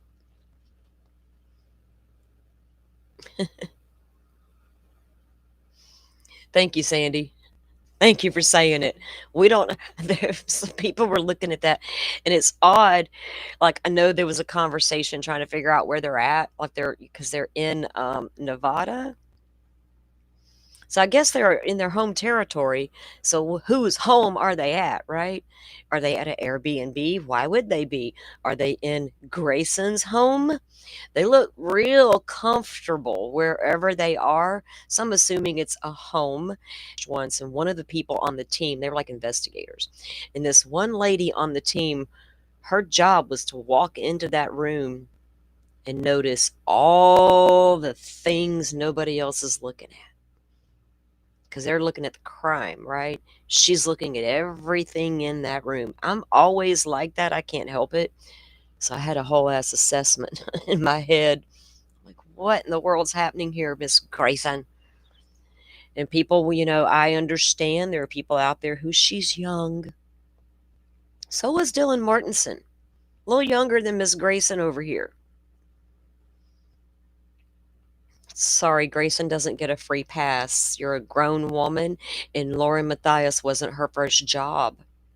She was like a little seasoned veteran by the time she got to Lauren. Weren't you, Grayson? Look at it, I got my laptop out. You damn right I was. I worked for Annie motherfucking Elise before I came over here.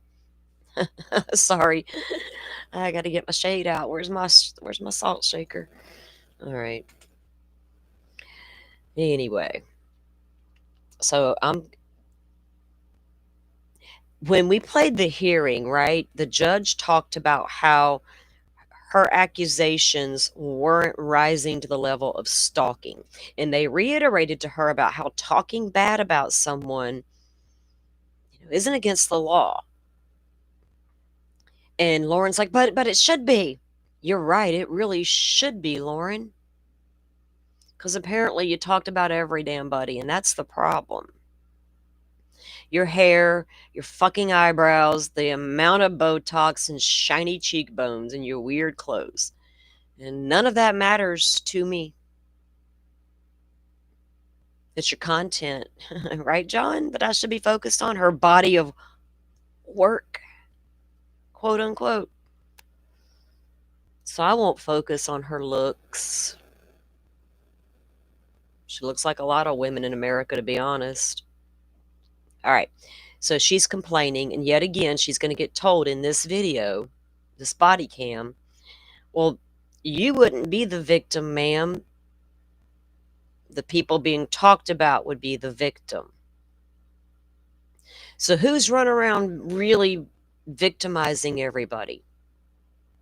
Christina and like 70 little TikToks? Shut it down. There's 70 TikToks and they're talking about me. Because the two of us over here and all of our feeding off one another caused a bunch of girl drama.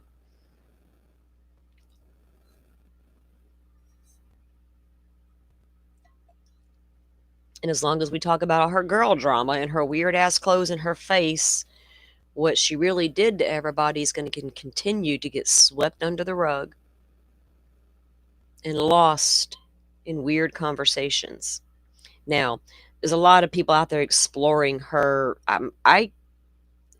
If I did a deep dive on her like that, I'd be exploring that personality. That doesn't take much to uncover this personality type, right? It just doesn't take much to figure this woman out. So, yeah, we just got to let it play and let her speak for herself because she does that. I'm already mad about what she did to Kay and Kresha. Not just on the live stream, I'm going to strike you little game she was playing. No. It goes back to when I realized you were really talking bad about them behind their backs, and they had no clue. Kresha was always suspicious, but she kept you way over there and like whatever'd you. She didn't have a choice after a while, turns out. Save her relationship with her mother and all. She tabled your ass because you wasn't worth it. But you spoke real bad about her, called her despicable and all kind of stuff. And then you want to continue to bring Gigi into it. Nobody would have... Lord, that woman was dealing with so much. Those who followed Gigi, Pretty Lies and Alibis, we all know how much that woman loved her grandmother. Like most people. We all know she was going through some difficult times with grandma being sick, needing surgery, different things. Grandma was sick during all this time. And Lauren's over there bothering and wanting the cops to harass Gigi because Gigi was shown proof that Lauren ran her freaking mouth about her.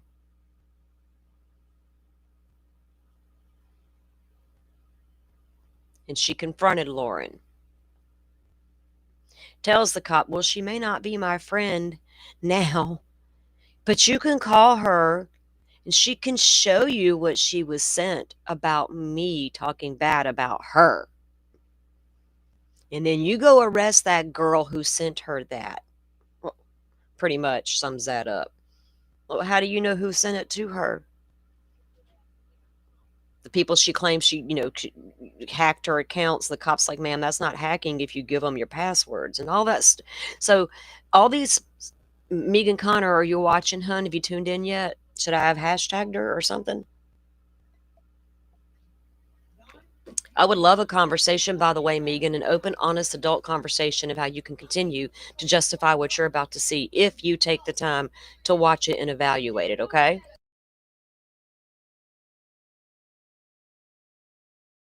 Right, and then it sucks, and then now that I'm a public figure and there are other people that could be hurt by this, yeah. Yeah, and the other people to be hurt, then they would be the victims, though, not you. So I understand that you're feeling for them and you don't want them to be hurt. I understand that. But at that point, if they are hurt, that would be them going after persons based on them being the victim of whatever that is. Does that make sense? The other concern too is they might. Okay, this is a video that Jay for Justice uploaded. I think she did. I didn't watch Jay's live and I did not watch Hella's live, but I know that Jay did a live and went over this video, and I think Hella did as well. I think I saw something about that late last night when I was scrolling, but I didn't watch either one of them. And then Jay had dropped this video, right, of they're going to slow it down. Hold on one second. Let me mute out a minute.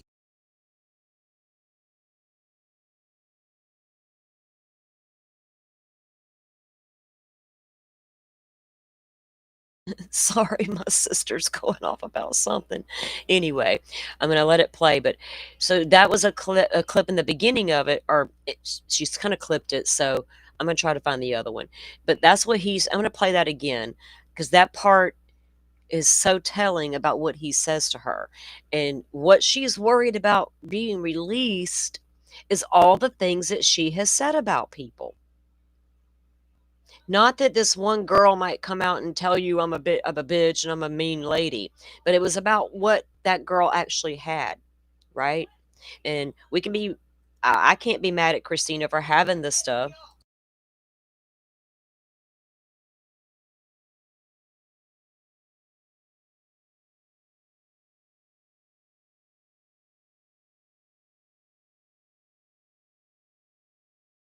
Okay, let me get it back there. I'm going to be quiet and mute out so it can play. Right, and then it sucks, and then now that I'm a public figure and there are other people that could be really hurt by this, yeah. Yeah, and the other people to be hurt, then they would be the victims, though, not you. So I understand that you're feeling for them and you don't want them to be hurt. I understand that. But at that point, if they are hurt, that would be them going after persons based on them being the victim of whatever that is. Does that make sense? Mm-hmm. The other concern too is they might have even just like text between my husband and myself, from what it sounds like. I'm sorry, say that again? They might have texts between my husband and myself. Okay. He's my co-host. He's a criminal psychologist. Okay. And I hear you. You go by facts. I understand that. Here she's going to go with her little speech. Now, they may have texts between me and my husband. And he's a criminal, whatever she calls him. Were y'all talking about victims?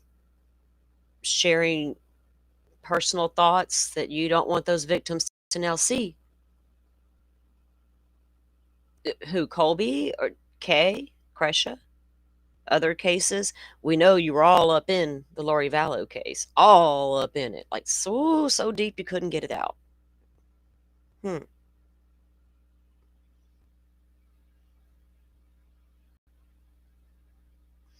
Yeah, she claims that she was hacked, but honey, you gave them your passwords. Nobody was hacked. There's, again, definitions of terms matter, right? Lauren? And a lot of this is in the works, right? So like, it's right. Exactly. I'm sharing, so we get it. We're sharing circumstantial evidence with you that could later become a fact, but I hear you. You need facts. But we're trying to. But I hear you. You need, the way this woman speaks is, and I've watched it for a long time. Just the way she talks, the way she. Can we get that word analysis guy? I got a few people I want him to analyze. That's the word I like to use for it. I know people love that kind of stuff. I do have somebody in mind I would like to see him evaluate just for shits and giggles in the popcorn of it all. Oh. Figure this out, so thank you. So we get it. I'm a journalist. I work by facts too. Do you? And I know it's Which all journalists should. yeah, and I understand what circumstantial evidence is. I'm going to put this on. Figuring out. Let me. She realizes this is all circumstantial evidence, and they're trying to figure it out. So let me. She's trying to be her own judge, jury, prosecutor, defense attorney. Me and Grayson got this. We true crimers. We know how it works. We're collecting evidence right now. It's circumstantial, but it may become fact later. What kind of facts you dealing in, Lauren? The fact is, this video don't lie. Let me call my husband. So he spoke. Like, I don't know if you know the Lori Vallow Daybell case. Do you know? No, I like watching To Catch a Smuggler and stuff like that. And Okay, well, it's a Netflix. the cops, bad boys, and so. Yeah, it's the other stuff interests me. It's just I don't have the time to sit down and. Right. Well, that's this case that's really impacted that we were covering. She's a mom who killed her 2 kids and her husband and the whole thing. Mm-hmm. It's a very viral true crime case. That's what we've been Has a covering. Netflix documentary to it. Dateline, 7 Datelines. Yeah. My husband spoke to the. Well, I don't want to get him involved. Again, I don't want to get a victim involved right now. So. Okay. Your husband spoke to her. Oh, never mind. I don't want to get a victim involved. You talking about Lori Daybell's son? Lady, you underestimate armchair sleuths, don't you? You real journalist out there. It didn't take a rocket scientist to figure out what you just said. And yet certain people are remaining silent. Real quick, what'd you say your friend's name is then, and the phone number that may talk to us? Here it comes. Proper name? She's talking about Gigi. I don't know if she'd consider us a friend right now. See? What would I don't know if she'd consider us a friend right now, she said. But here, call her anyway, because she's got so much integrity that she'll probably tell you what, she's a law-abiding citizen and all. She'll probably tell you what she has that was sent to her that I said about her. But we're not friends. After what I said about her, whew. we've explained right now is like, look, I am the victim, but we have a big concern about the actual victims in the cases we cover and then being re-victimized. I got to play that again. I am the victim, but we have a big concern about the re-victimizing the other victims. Lady, what kind of word salad bullshit is this? I mean, I am the victim, but we have a big concern about the actual victims in the cases we cover and then being re-victimized by my pieces, by my private messages that come out. They would be re-victimized by her private messages that come out. That's not a soundbite, Megan. We didn't make it up.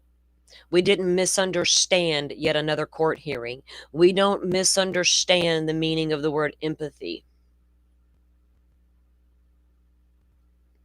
She's concerned that what her private messages say could re-victimize victims. That right there should be what everybody is talking about. And I don't know why they're not. What are we talking about cults again for? What, Chad Daybell? Well, people are going to, I don't know. Lauren's LDS. Who knows? She's not a true LDS. Come on, she's in bars drinking. Give it up. Am I going to make a connection between her and some kind of weird, bizarre cult tied to Chad Daybell somehow and all them Mormons out there in Utah?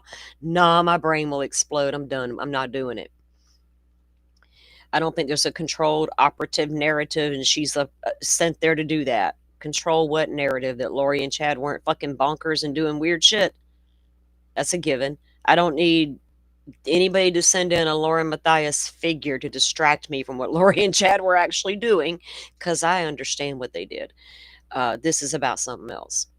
Now, if y'all can go run off and make connections about all that and bring me some receipts, we'll have a whole show about it, because I don't trust those LDS people. But this, I'm not going to get lost in the weeds with what she just said. Her private messages could re-victimize victims. So at first, I just want you to know, and he understands that. This is officer. What was your last name? I'm sorry. Bovey. Bovey. He's great, and and we're working with circumstantial evidence right now. We know that. He understands, again, that we don't want to re-victimize any victims. So at first we're like, well, we know who you could figure out the source from and has all the information. He said, you wouldn't consider me a friend right now, but she had the information, and so he was going to call her, and now I'm rethinking, because I think that could put fuel on the fire. I'm just thinking about protecting everyone else. Do we want him to, I don't know if we should have him called right now or not. He wants to know, because I don't want to hurt. Like, would that, like, make them release stuff now because they just want to get it over? Would it agitate them more by the cops contacting Gigi? Anger them more? Lord. She's worried about angering them. So they're going to... Where are these damn messages? Release them already. If they really want the world to see what this woman was truly about, and that was the whole point of the entire TikTok, not just I got my feelings hurt because you hired Grayson and called me a fucking name. So watch this. If you really got damaging information that she said about victims of crimes, put that shit out there. What are you waiting on now? They're angry, right? Is this the Streisand effect where, What if I want, so, can you hear me? He can hear you, or you're on speaker. Okay. The most important thing is we're about to have, all our hard work is about to be threatened or go down. Stop publishing private emails, voicemails, right? Obviously they hacked into our stuff. Obviously, they didn't hack into shit. Your wife plays messy. And she's got you fooled, Bubba. We all know the deal. You got a little cross-eyed because a girl paid you some attention one day, and now you're stuck with her. Do you? But he's so concerned that all of their hard work is going to be gone down the drain due to his wife's private messages being leaked.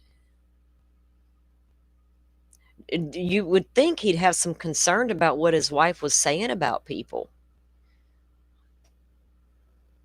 Or the hell was she even saying? We don't know. We can't be told now. We got threatened by some TikTok drops that we might get told.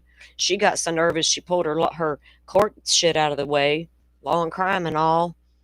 And now here we are. We released the fucking evidence, man. I'm tired of it. Bring me some receipts. Yeah, my concern is the whole text of, these will be shown by your text messages. They're very clear that they are releasing your text messages. And the fact that they were in your iCloud account, which is cited... I've never given him a password to my iCloud. And you've seen a direct copy of a particular text then? I've seen somebody show me one in person. Yeah, I've seen things. Do you have it sent to you right now? One that you know for a fact is from your iCloud account? Do we have one from Christina? Did you get it? Because here's what we usually do. We go by The screenshots showing the proof of, and I mean, it's kind of like a financial crime in a sense. We need all this documentation, the bank account records and all that other stuff, So having all this stuff, you can talk about it, you can say I see all it, but without the proof, once again, there's not a lot to go off of, or nothing to go off of. So the proof is what we need. I think if he calls, I think if somebody official with law enforcement calls and says, we're aware of the fact that you believe that you've seen texts that are private correspondence. These ones aren't iCloud. These are her private messages that have been sent around and were emailed to us. If you call, if you call and say, we have information. They're crossing out names of who's in it. Wait. November 23rd, John, okay. Wait, hold on, John. There's two people talking. Hold on. Okay, go ahead, John. We have information that you've seen private texts that have been shared with you from Lauren's iCloud account, which, by the way, is a crime. That's illegal. It's a federal crime because we're going across state lines. You can't share private information. Well, I don't enforce federal crime either, so the FBI would probably have to get involved with this.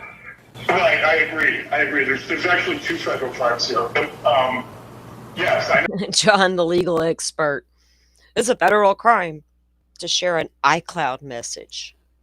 Because, it's in the cloud, by God. That's federal. And an iCloud is a federal thing? Shit. Don't put nothing in the cloud. It becomes federal. Stupid ass dude. No, the FBI meant it to jump in. Because this may be more FBI than local. That's what I'm thinking. I agree. I don't know. We all agree with that. But my biggest concern though, John, is All right, lady, stop it. John, stop it. And y'all quit, Grayson. You need to calm down. Do you know how many people would love for the FBI to step into their case, their loved ones' case, missing people, cold case murders never solved? That would just love for the FBI to come in and investigate. We got the FBI or was that TBI, whatever, looking for Summer Wells again recently. But Lauren and John's over here. This is, oh my God, it came from her iCloud. They hacked. This didn't come, what, if you listen to what Grayson just told that cop, this is not the iCloud screenshots, but here's what we've seen about her private messages being shared. Again, no iCloud proof of anything. Just a conversation about it being federal and the FBI should get involved. FBI's like, ma'am, call your state popo first, please. They'll call us if need be. Henderson police calls because this isn't their jurisdiction. They're not federal. And they say we don't know if there's a crime that's been committed if she asks. Further. Then it goes further. And if he's still trying to figure that out, he can't say there's been a crime that's been committed. Now, this was back before CrimeCon ever happened. So if you think about it like that, we all know what happened at the CrimeCon, in the bar together, picture taken, videos and all that. Grayson was so terrified she had to get a shot of tequila from Joe. But here she is talking about circumstantial evidence, text messages. We need more to, was she plotting and planning? How do I get this girl to leave me alone and make it look like she is the bad guy?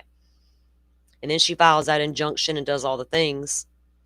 Because I think Grayson's also working her up. Why wouldn't you call the cops? Why wouldn't you tell them this is happening? Why wouldn't you? Why wouldn't you? Lauren's like, shit. Kay over there telling Lauren to calm down, let it all ride, let it go, girl. Focus on your family. I think she plotted the ways to try to get Christina arrested, which I think a lot of us have felt that was a setup at the CrimeCon anyway. This personality flaw she's got, yeah, I think you were trying to set that old girl up. Yeah. Do you have a lawyer already? I have a lawyer that is my brother.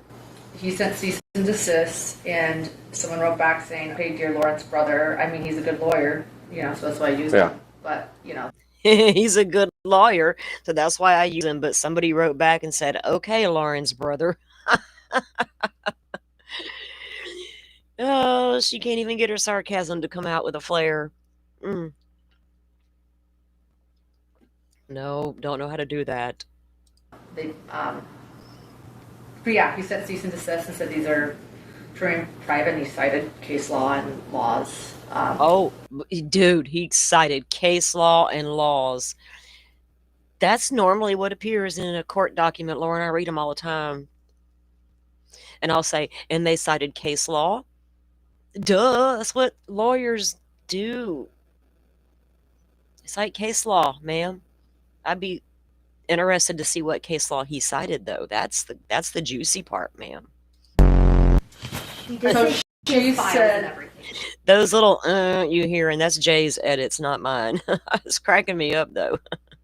She has files and I don't know why. of emails and texts, including voice memos. But where'd she get them from? That's where you would come in. We don't know. Well, I thought you asked her. Where did she get them from, though? Well, we don't know. That's where you come in. I thought you asked her, the cop said. This cop is very in tune to Lauren's bullshit, especially after speaking with Gigi. Yay. We asked her and she wouldn't tell us her source, so I think she would tell you. But that was the question. Like you said, would they tell? You don't have to call if you don't want to, but I'm just... No. I mean, if she's not going to share with you, then I don't know why she would share with me, because she doesn't have to. I'm guessing she's in the industry, right? She's in the industry, yeah. So once she ruins her reputation by giving up sources, then what's her job going to be? Well, I heard that cop. When is she going to ruin her reputation by giving up sources that tattletaled on you, Lauren? It's not, you're not concerned about what Gigi was shown, about what you said about her. You're more concerned about how she even fucking got it. And there's going to be more to come, right? Are you going to tell all your people, including Megan, what you said about Gigi, whatever that was justified? I think... I mean, I could have a conversation with her. I hear you. So that's the challenge of being in this kind of situation. So I was also in the real news for a long time. And so I kind of understand more how it works. She's an excellent journalist. She's a great journalist. She has not been in the real news, if that makes sense. Yeah. I think the real news, she's not been in the real news. I'm no longer in the real news either, but I once was. This is not the whole video. There's another one that's... I believe that if police called her, she might say that I received it from this person. Okay. But I hear you, and I respect that. Like journalists wouldn't share, and she might not, but I think she might. Okay.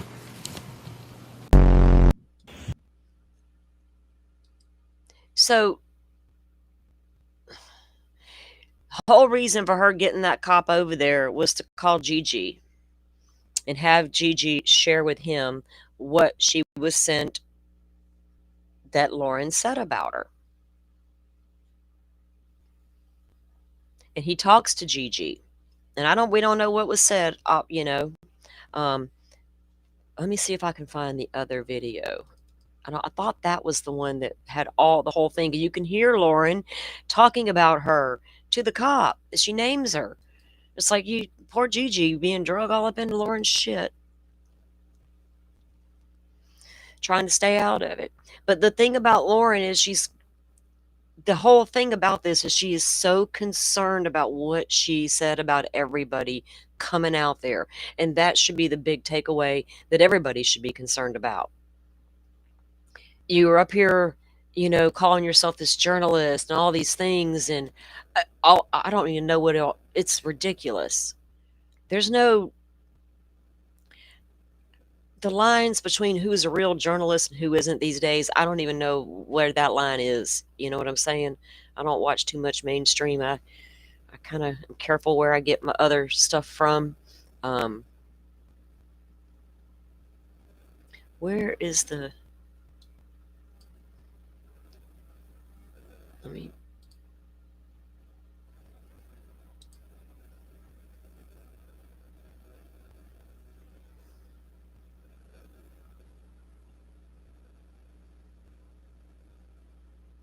Is it this one? Because this is the yes. Okay, because this is where Lauren even says that um, she had gotten calls from Law and Crime and News Nation. I guess looking for comment. Now, if you wanted your story out there your way, your controlled narrative, would she want to have a comment? Or did they just let it go? Or are they really interested in talking to her at all? Would it shine a bad light on the whole industry? Or is it just this one woman, right? I don't know. What did they say when they reached out to her? Jim Cantori is real. Okay, that's random as fuck, but yeah, he's real. I've seen him. He likes to troll around my beaches when a hurricane comes. Is that who you're talking about? That's the only one I know of. Yeah, I'm not thinking of Gigi. I know it's Gigi. It's Pretty Lies and Alibis. It's been we went over Gigi's Reddit post here and all that before. So yeah, I don't watch all the the hours of gossip out there, but I know all the main stuff that I need to know. Thank you, Butterfly, for posting that up in here. This is the full video of the interaction, and we're going to play that because I think it's the full one. Let me get the screen up there. And again, there's a dog in the home, so I'm assuming it's somebody's actual home. Don't know why Lauren's there and not at her own home, and I don't know why she's dressed the way she's dressed. So I'm not going to make any assumptions other than maybe she was relaxing. This is all a big stress. All right, I'm going to start this, and I'm going to run to the restroom real quick while it's playing. I'll be right back. See, there you go. See? It'll be nice. Hi. Hello.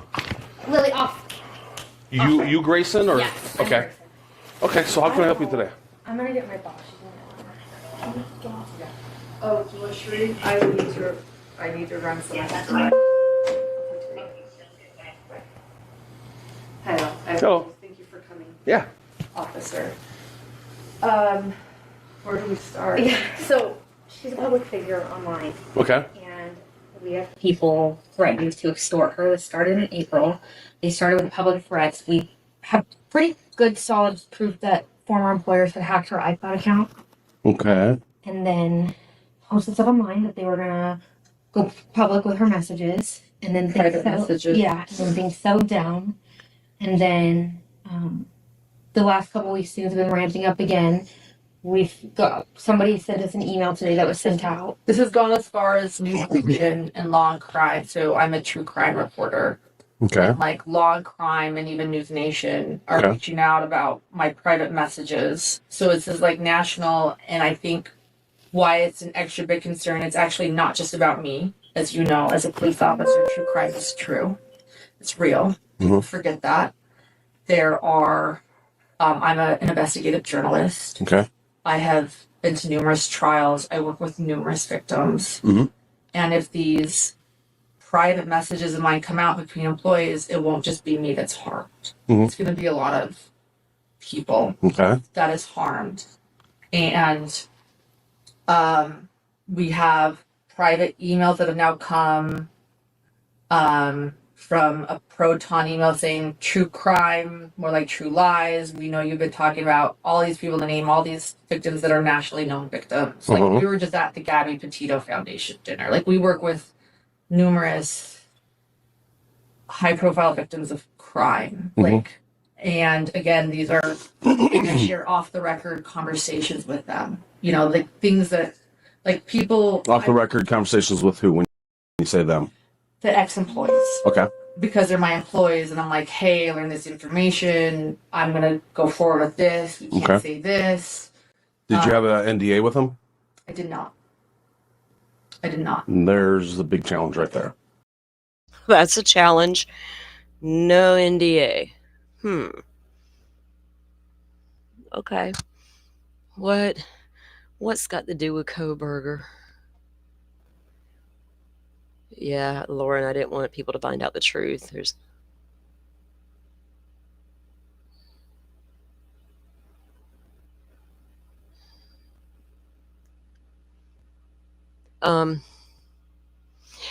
is that on Jay's Love Always Truth? I think I saw something about that with Janice. Is that on Jay's channel as well? Okay. We'll look at that. I'll let this finish playing. I'll look at you guys' chats. They posted threats online, threatening to release her public stuff, her private stuff. And we have sent We'll have to- messages from a reporter. I'd have to see what those are. Yeah. Do you have a lawyer already? I have a lawyer that is my brother. He sent cease and desist, and someone wrote back saying, "Okay, dear Lawrence." It's gonna do its spinny thingy for a moment. Brother, I mean, he's a good lawyer, so that's why I use him. But they but yeah, he sent cease and desist. Yeah, everyone's kind of concluded that it's Grayson's house or apartment, whatever, because there's a dog there and it's a little, couches all array. It's like normal. So I'm taking it that it's probably Grayson's. Again, I don't know why Lauren's there, relaxed and all. So these are private, and he cited case law and laws. And I have those, the cease and desist set. And Cited the computer fraud. Dr. Vonda, welcome in. Thank you for joining and becoming a member, and we appreciate you being here. Welcome in. For hacking your. Well, did you share your password with employees so they could do things under your premise? Like in your absence, you says, here's my password, go ahead and... I sent them some passwords, but then the employment terminated. Okay. And I changed what I thought were all my passwords, and I am concerned that I had given them, I did not ever give them permission to get in an iCloud. So she sent them some of the passwords that they may need, including, I don't know, control to your YouTube channel, because you blamed them for striking people. That's what you told Joe, or that's what Joe told me. You told him. It was somebody on your team that did that strike on him. Same one you did on Sleuthy, but who the fuck knows? You giving up your passwords, and she's like, I think I changed them all, but I didn't get permission for my iCloud. Who else has access to your iCloud? That little girl sitting there beside you. Whatsoever. Okay. And the employment had terminated, and I actually think they went and figured out how to get into it. Okay. So that was never a permission. I'm not a big IT person, so I mean, how they could hack it, because Apple's one of the hardest things to hack. So it would have to be, I'm leaning more to the point of a shared password that wasn't changed. Yeah. Yeah. And when were they terminated? Did you have a termination letter, or what'd you have? She seemed like a little disappointed with that cop. It's not a hacking, ma'am. This is more of a shared password situation. She's like, yeah, yeah. Give me a minute. I'll come up with something. Lady, love always. Yeah, I will always have Crushes back. What was done to her and her family is not acceptable in my book. Yeah, yeah, I have termination letters. But you don't know who's, so it sounds like there's more than one there's more than one person that could be doing There's this. multiple people involved. People I've talked to have been saying names of who's involved, and they are telling me you need to be prepared for this to go public. They want her head on a platter. They want to destroy her. Okay. Like, be prepared for it to go public. If they want her head on a platter and they want to destroy her, release the messages. And I ain't trying to be messy, but by God, maybe it's time to show the world once and for all. Is it that bad, or is it just a bunch of nonsense trash talking? Or how bad, how deep did it really go? Especially the convos between her and John about their guest they're trying to line up for their shows. These people are, I have the first threat here and I have the email that we got.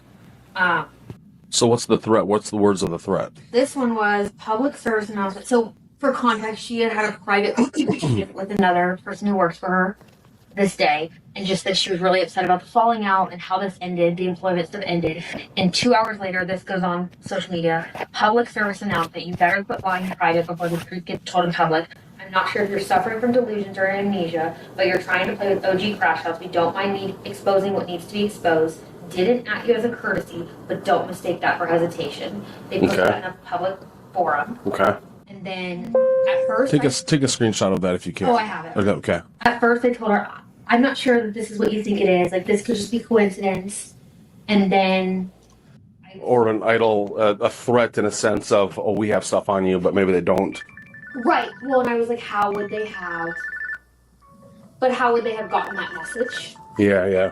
Give me 1 second. And they couldn't agree that they were lying. They really didn't have stuff on them. They're like, oh, yeah, well, they do have stuff. We just don't know how they got it. Y'all are more concerned about how they got it. Lauren, when you're investigating a story, should we be more concerned about your source and where you got the information? Well, we should be. But the information you bring forward should be the highlight, right? And, except for when it comes to Lauren's case. It's a different ball game here. Damn it. Hey, I'm going to call for service right now. Are you going to be in that area for a little while, or? Yeah, I'll head up there in like 20 minutes or so. You got a particular location you got to visit? I'll just get the water bill. Okay, I'll see if I can get off. I'll text you when I get done with this call for service and see if you're still in the area then. Okay. All right. Thanks a lot, man. Bye. So when they posted this, I said, I'm not sure. But I started digging. By that point, you had lost access to your emails. That we thought was really strange. We're like, that's weird. You've lost access to your emails. I was able to recover those and locked everything down. Could tell that things had been messed. Grayson said that they lost access to Lauren's email, but Grayson was able to figure that out and then lock everything down and could see they messed with stuff. Are you some kind of IT little side hustle person? Grayson's like, I've got it all locked down now. I've changed all the passwords. I've got all the evidence here on my organizational skills in play. Good to go. Right, Lauren? I did a good job. With. Okay. And then we went to a trial that we were reporting at 2 weeks later, and somebody came up to you and said, all your messages are everywhere. People have them. And they're horrible. So sub to her and said, your messages are everywhere. And then she says, and they're horrible. Oh. The author of the messages just said they were horrible. You're not really a nice lady after all. You got so much to say behind the scenes that's horrible about other people. But you want to sit all pretty and proper on your videos and talk with so much empathy about a victim. Did you go to Megan Connor's School of Empathy? I think it's a whole thing, and I think she's making bank on it. Megan Connor's brand of empathy. My way or the fucking highway. Don't compare me to my dumb cousin. So that's when we. And other people are getting hurt. Did they say specific though? Because to say there's a lot of them out there that's not specific. That just. I'm just trying to say that somebody truly saw, or they're saying that they saw. We received some of the messages that are out there. You received the messages that somebody else. Screenshots of my private messages from a person that shouldn't have had them. Okay.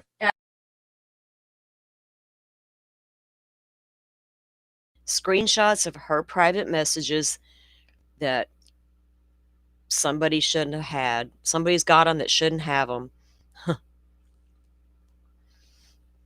Well, you shouldn't dance in the dark and play with the devil. You might catch fire. It's hot as hell down there. And you heard. And exactly what I thought. This person was hurt by things said about her in private. Okay. You know, I apologize. But again, like I said, people just think this is a fun game for them. And the person that showed her, of course, was hurt. It was Gigi. Gigi confronted her. Here's what I was shown. This is you, right? You said this about me?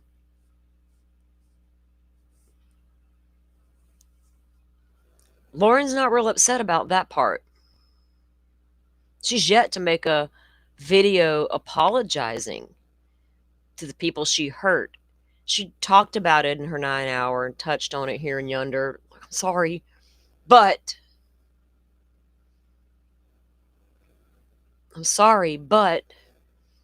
John's concerned our body of work is going to go down the drain because I got a big mouth. I got to clean this up real fast. And like there's one person who volunteered for me, for example, I'm just using an example, who's I learned is suicidal. Mm-hmm. And behind the scenes, as she's volunteering for me, behind the scenes, people are complaining. My employees are complaining about this person. Mm-hmm. I'm like, look, I know, she's annoying, but like, just deal with it. Yeah. Didn't that happen in the Delphi trial? According to what we've unpacked.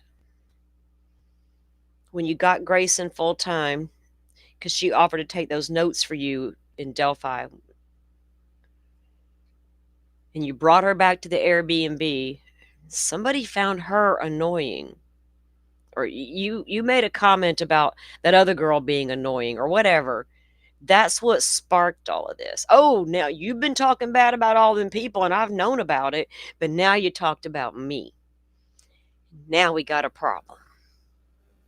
Do I understand this whole situation clearly? I think I do.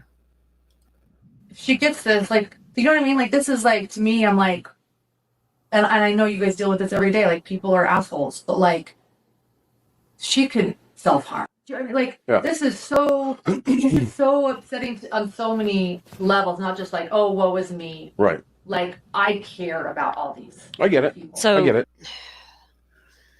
Because the annoying person might self-harm, just deal with her. What are y'all doing behind the scenes talking about one of your friends that are staying in the same Airbnb? You weirdo ladies. That's why I don't have friends. But my job is to decipher if there's a criminal act or not. Correct. Okay. So I'm there's a lot of crummy people out there that are horrible to other people, whether it's child against a parent, parent against a child, saying ugly things, saying many ugly things, which is despicable, but it's not against the law. Sure. So that's what I need to do is decipher if a crime has been committed, and then what route we would go down to trying to prove that. Yeah. Correct. Because cybercrime is it's a whole different challenge and stuff. I agree. And I hear what you're saying. if they're not asking for money, it's hard to say that there's extortion there. Okay. Okay. So, or asking for something in return. That's hard to say that there's extortion because, I mean, if you look at just the political arena, people have dirt on people, have dirt on people, have dirt on people. Right. Hey, I'm going to let this out if, you don't do this for me. Sure. That would be extortion, sure. But if for being vindictive or saying, I know you're not telling the truth, so unless you tell the truth, I'm going to let this out. That's not really for money or personal gain. That's just saying, hey, I'm going to out you. Right. Right. So the crime in that is, there's no real crime. So then it comes down to you did share passwords with persons. So they are in Nevada. Love always, truth. I believe they are in the Henderson Police Department in Nevada. That's where they all live. Well, that's where, look, Lauren lives in Nevada. Where does Grayson live? Does she live in Nevada too? Did she move to Nevada after becoming her full-time employee? I don't really fucking know what's going on here in this little weird ass comfy zone they got together. That's all I do know is these two women are in this house and they appear to be very comfortable where they are. Let's just put it that way. That's all I know. It would be like, well, when were these conversations or when were these emails compared to did they forward themselves the emails or copy the emails, 10, I'll just say 10 weeks. Or did Lauren have her own place and John have his own place and we just don't know? I don't know. I don't know where Grayson lives, what state she resides in, before she went to work for Lauren, where she lived. Did she move? I don't know. I don't deep dive them like that. Haven't really thought about it much. Weeks ago compared to they were fired 2 weeks ago and got in there and got them within the last 2 weeks. I mean, if there was something that you could say, yes, this is a conversation I had 2 weeks ago, nobody knew about it prior, and all of a sudden now they know about it, then it's like, okay, well, they shouldn't know about it because you changed your passwords and we can cut the date off at this. 10 weeks ago was a conversation compared to 2 weeks ago was a conversation. These people were let go 4 weeks ago, so there's no way they should have known this stuff, because that's where the NDAs come in hugely, huge. NDAs are lifesavers for people like you. Yeah. So, and celebrities, Hollywood, all that stuff. She signed when we worked with us, and unfortunately, they were my employees. Well, I probably wasn't considered a public figure, and then I got. You trusted them, and unfortunately, I mean, I've had a small business, so I get it. Yeah. They're great until they're not. Right, and then it sucks, and then now that I'm a public figure, and there are other people that could be really hurt by this. Yeah. So and the other people to be hurt, then they would be the victims, though, not you. So I understand that you're feeling for them and you don't want them to be hurt. I understand that. But at that point, if they are hurt, that would be them going after persons based. Okay.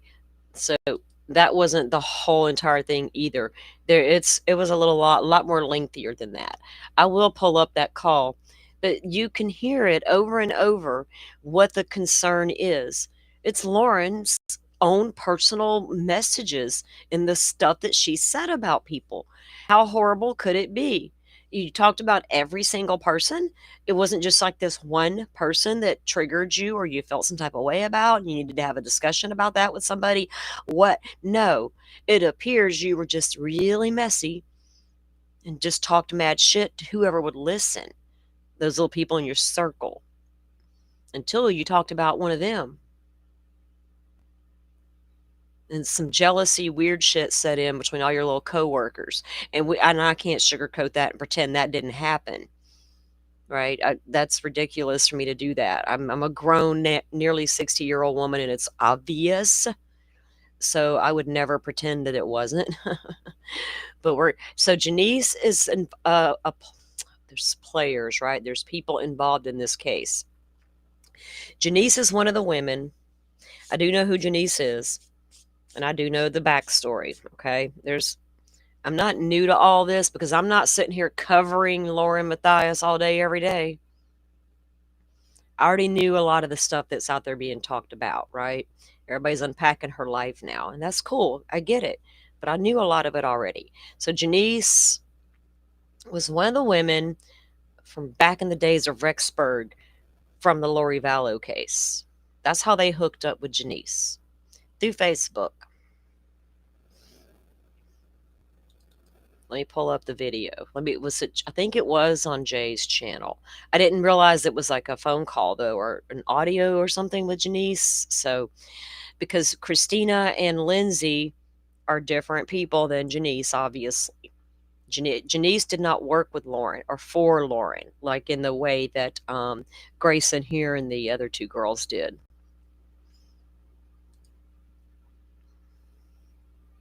Okay, let me, where's it at? She probably has a video of it. Let me go look. Okay, let's see. What do you want, kitty cat? Janice, police call 16 hours ago? Okay.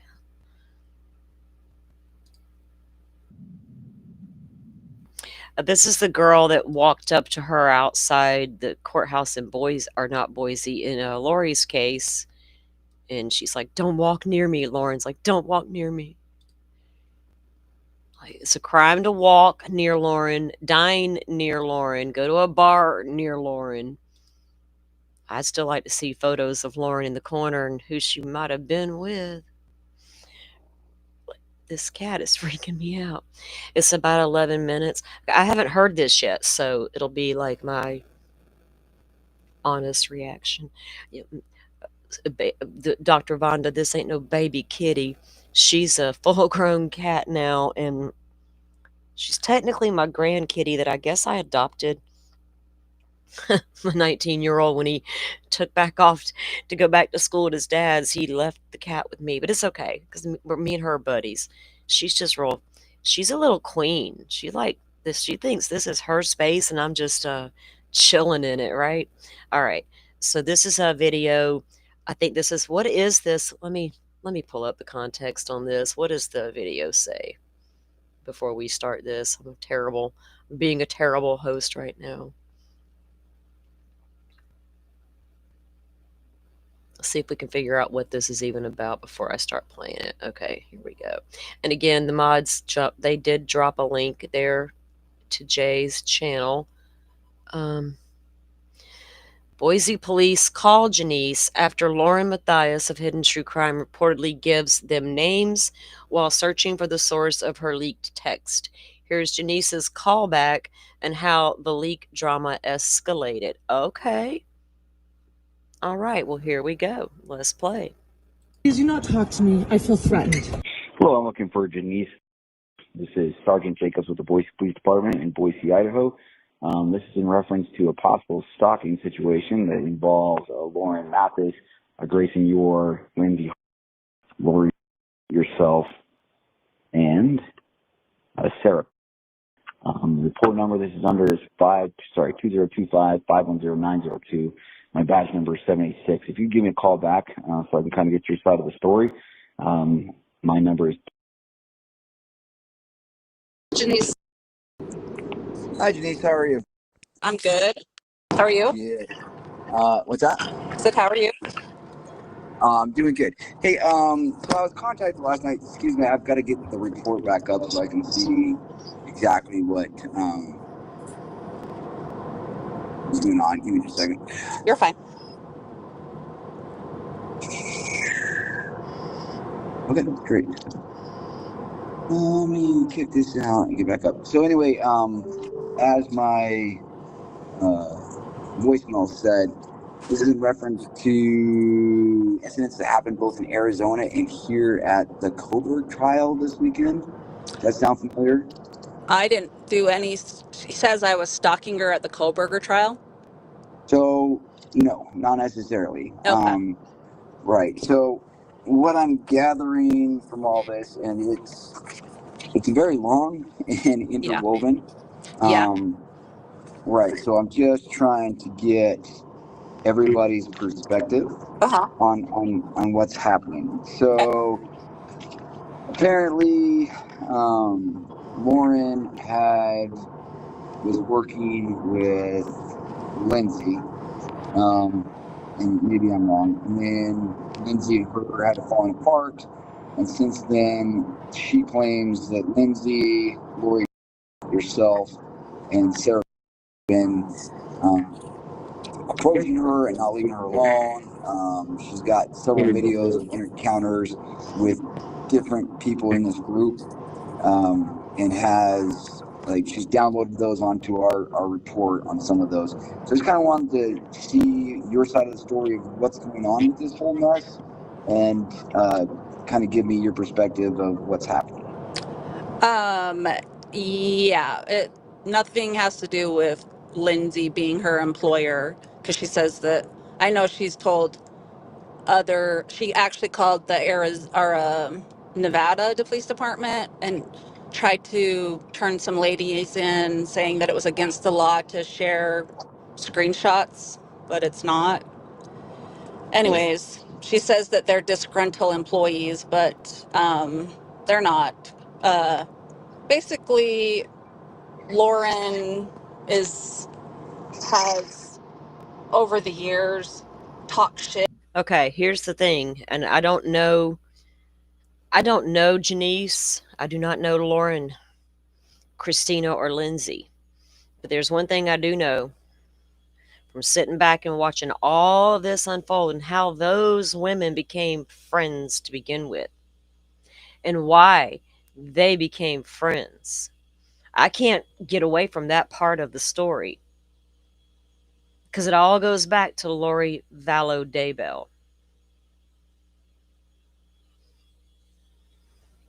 Cresha's uncle was murdered by Lori Vallow Daybell's brother. All these people who want to ride a claim to fame because of Lori Vallow. You start messy, you end messy. And lied about a lot of people, and those are like in messages, and the people that she messaged to, they're no longer friends with her. They weren't employees, so she can say that. There are some other ladies that I'm not going to name names, but so they have shared those messages, and Lauren has made up a lot of the stories out there. They all met in a Facebook group for the Daybell trial, and they were all working together behind the scenes to get the story on Lori damn Vallow, including Janice. I don't know these women personally. I don't know all of their backstories, but I do know I pay attention to what matters to me. I don't know any of them personally. I couldn't tell you who's nice and who isn't. I think it's odd after all these years and multiple trials about Lori Vallow and her victims' family members being used and talked about behind their backs was going on, and every fucking one of them knew it. Now they're heroes. shit about me, which this is so stupid middle school drama. Like, she doesn't know me, and she's telling people Janice is a swinger. I have messages, literal screenshots of her saying that. She doesn't know me. And then she says her husband left her because of stuff. And she just has like said all this shit about me. So I found out about it, and I wanted to go up and talk to her about it in Arizona. And she had a complete freak out.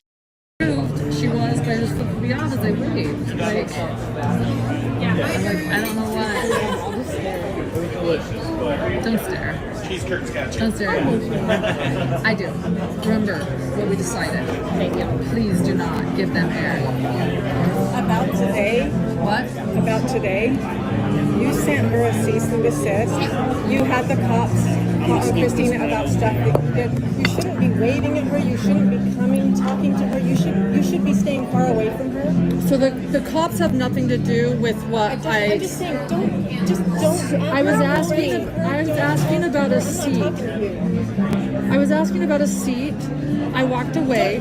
You said Lindsay. You said Lindsay. Lindsay. Is anyone sitting here? Don't talk to her. Lindsay's in her 30s. She can talk to her. Lindsay's in her 30s. Don't talk to her. Lindsay, I'm not talking to you. Lindsay doesn't want to talk to her.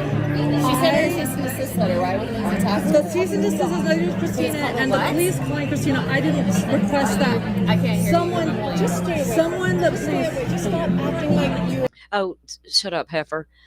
She got mad at she sent cease and desist to that girl, Lindsay. And then at the Koberger trial, she gonna pop off to the press conference like we needed her there to get the real story, or I wouldn't have got it at all.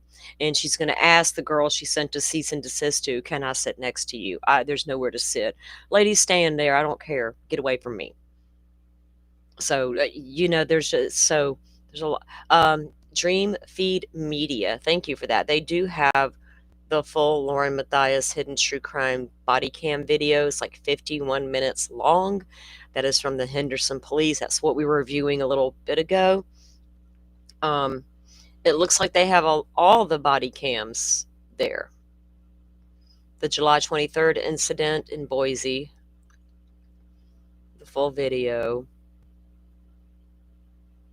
So I'd have to take a look to see what all they do have on that channel. I had not heard of them before. Thank you for that. Is that what you just shared, Butterfly? I appreciate that. Um, God, there's just, I've heard enough, right? I've heard enough to know this woman is not scared about anything other than her private messages being released about the horrible shit she said about other people. And that's the biggest takeaway. People who want to claim it's everything, creator worship, this and that, whatever. Don't get lost in the weeds. Don't close your ears. Keep them open and listen to what Lauren has said herself and what her concerns really were. Back during this, she wasn't concerned about a stalker. She didn't even know who the hell was out there putting out the messages yet because she gave multiple people her credentials to get into her stuff. I guess she thought she could trust them all. I mean, that would have been a red flag to me if my boss was trash talking everybody she came in contact with. I'd be like, well, damn, she's going to talk shit about me behind my back one day, too. Like, did y'all think that she would never do that to y'all? And once it happened, oh boy, it's on. Like, I'm over that part of it. Like, I can't. That's like me going into one of them channels. Oh, all true crimers suck like Lauren. No, we don't. I promise. So peace out. I can't lose sight of what's really important in this conversation either.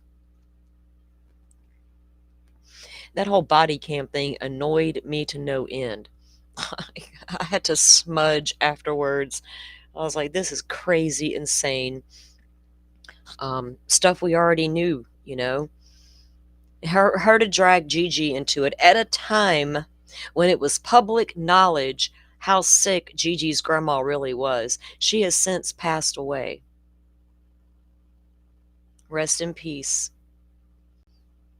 Because it's been tough on Gigi, right? And Lauren over there going through her brother's death like it was no big deal, just another day in life. We get out, whatever. You do you. You grieve the way you see fit. Weird conversations about him and all would be had, apparently. But with Gigi was over there dealing with real emotion, right? Real raw emotion. Got her hands full. Kay had her hands full with Lori's last two trials. Lauren's biggest concern during those last two trials and during the time that Gigi's Grammy was passing was to be concerned about herself and her messages being released. And the whole world knowing how awful I am, and all of John's hard work will go down the tubes. Right down the drain. Down she goes. Well, you can feel that energy. You can't get away from it. It's a weird vibe.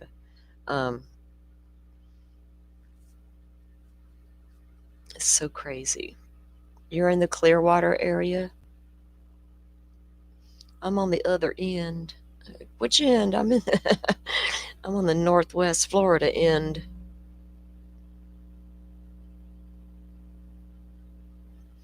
You make and sell crystals? I'm surrounded by crystals right now. I love my crystals. I have to sometimes remind myself to look at them, touch them, feel them. Hold that one in your hand. Which one's calling out to me today? What do I need the most? It's the whole thing, right? Yeah.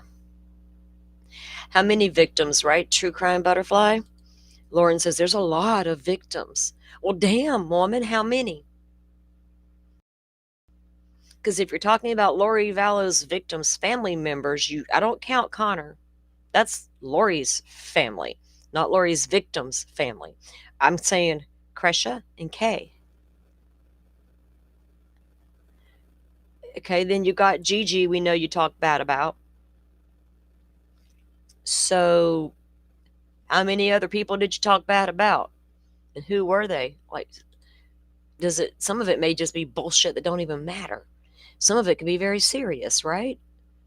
We don't know, we can't trust somebody like that to be out here bringing the story that's going to lie about how she obtained the material for the story. Why you got to lie about that? I don't know any of these people I cover their cases for. Whatever we get off the internet like regular folks these days. You was in Gainesville for a while, but it was too hot. Florida's always hot. Yeah, Gainesville is a little toasty.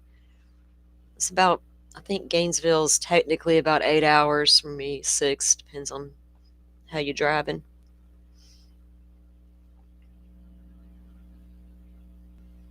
Doesn't appear Lauren had any boundaries with anybody, right? And when she talks to John, she likes to let John lead the way, like he's some kind of smart guy. But you can even tell during her rebuttal video there with John, when she let him do all of his analogies, that woman was bored to death with that man. I'm sitting there giving her an analysis now. Okay, I can be one of those word analysis people and one of those body language experts. Let me at it. Honey, you are not happy with that man and you are completely bored to death. And you just let him ramble because it sounds good. Yeah, I bet he just bores her to no end. It's probably why, well, I don't think she's totally happy at home. I think he's just oblivious to it all because he wants to be. I will never make an excuse for a man or a woman oblivious to what their partner does in life because, come on, you live with them. You know what you're dealing with. You can just hush hush it all you want. It's up to you. You live in that world, not me.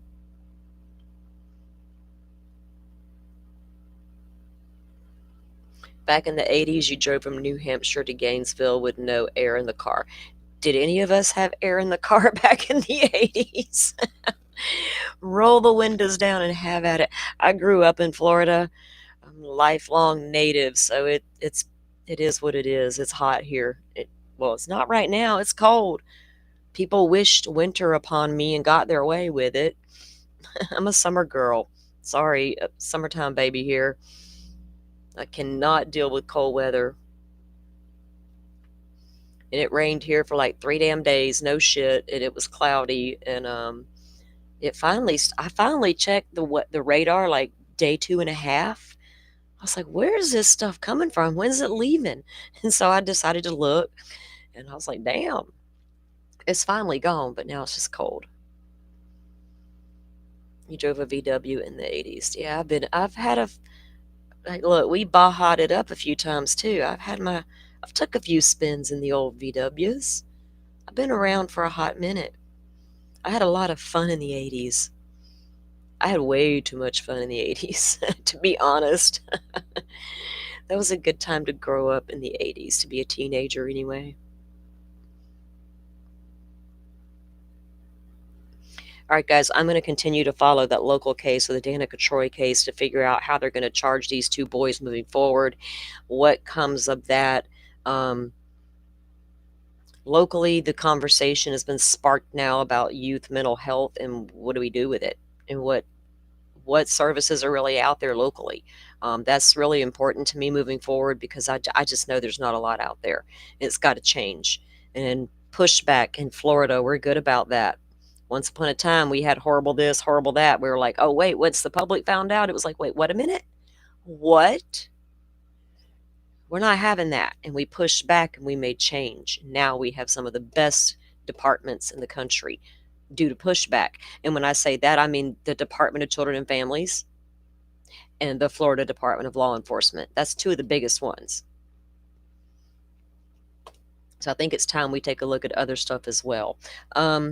Also, like I said, coming up this week, I'm hoping to have all eyes in here to have a chat about the appeal of Richard Allen and what all that means, going forward with that case.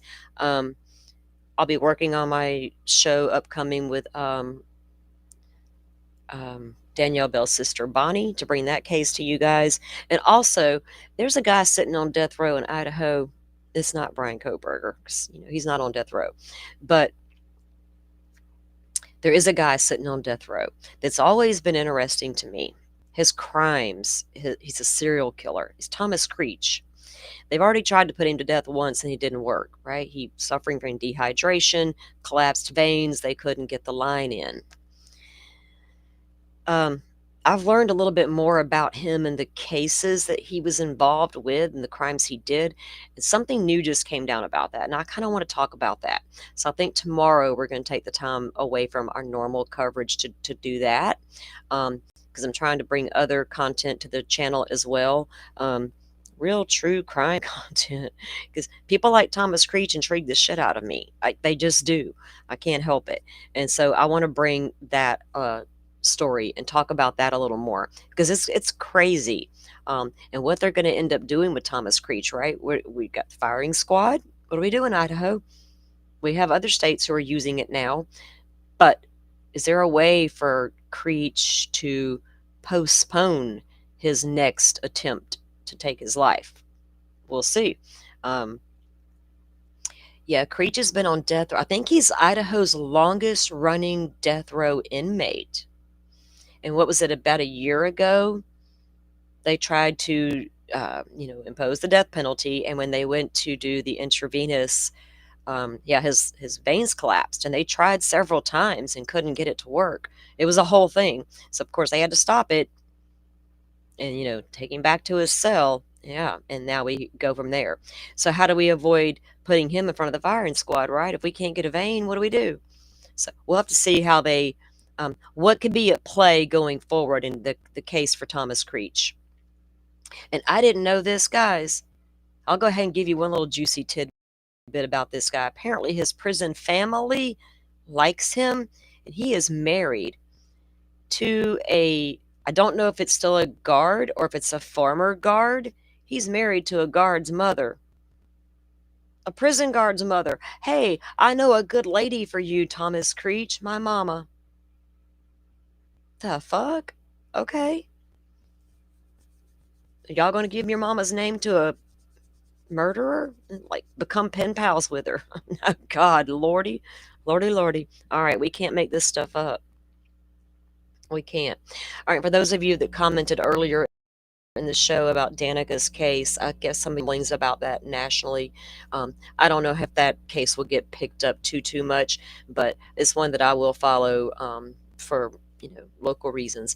All right, guys, well, I'm going to let you go. I'm going to wrap it up for the day. I'm getting a little bit hungry. I need to go to the store, and that means I got to leave the house and go people.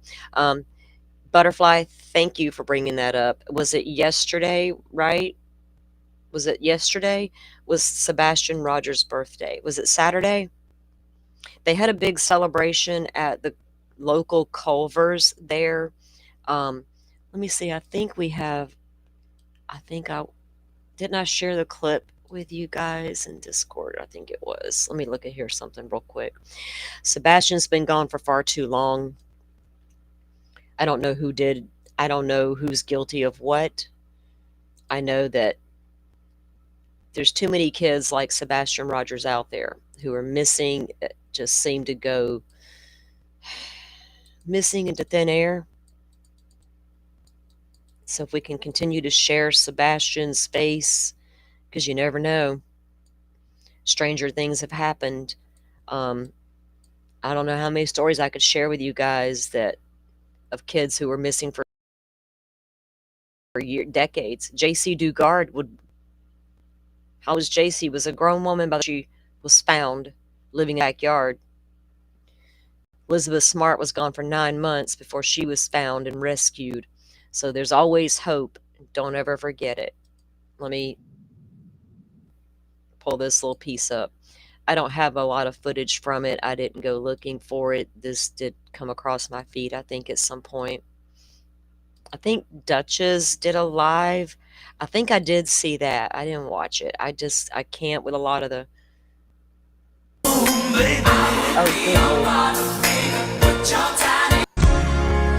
happened to it? I'm sorry.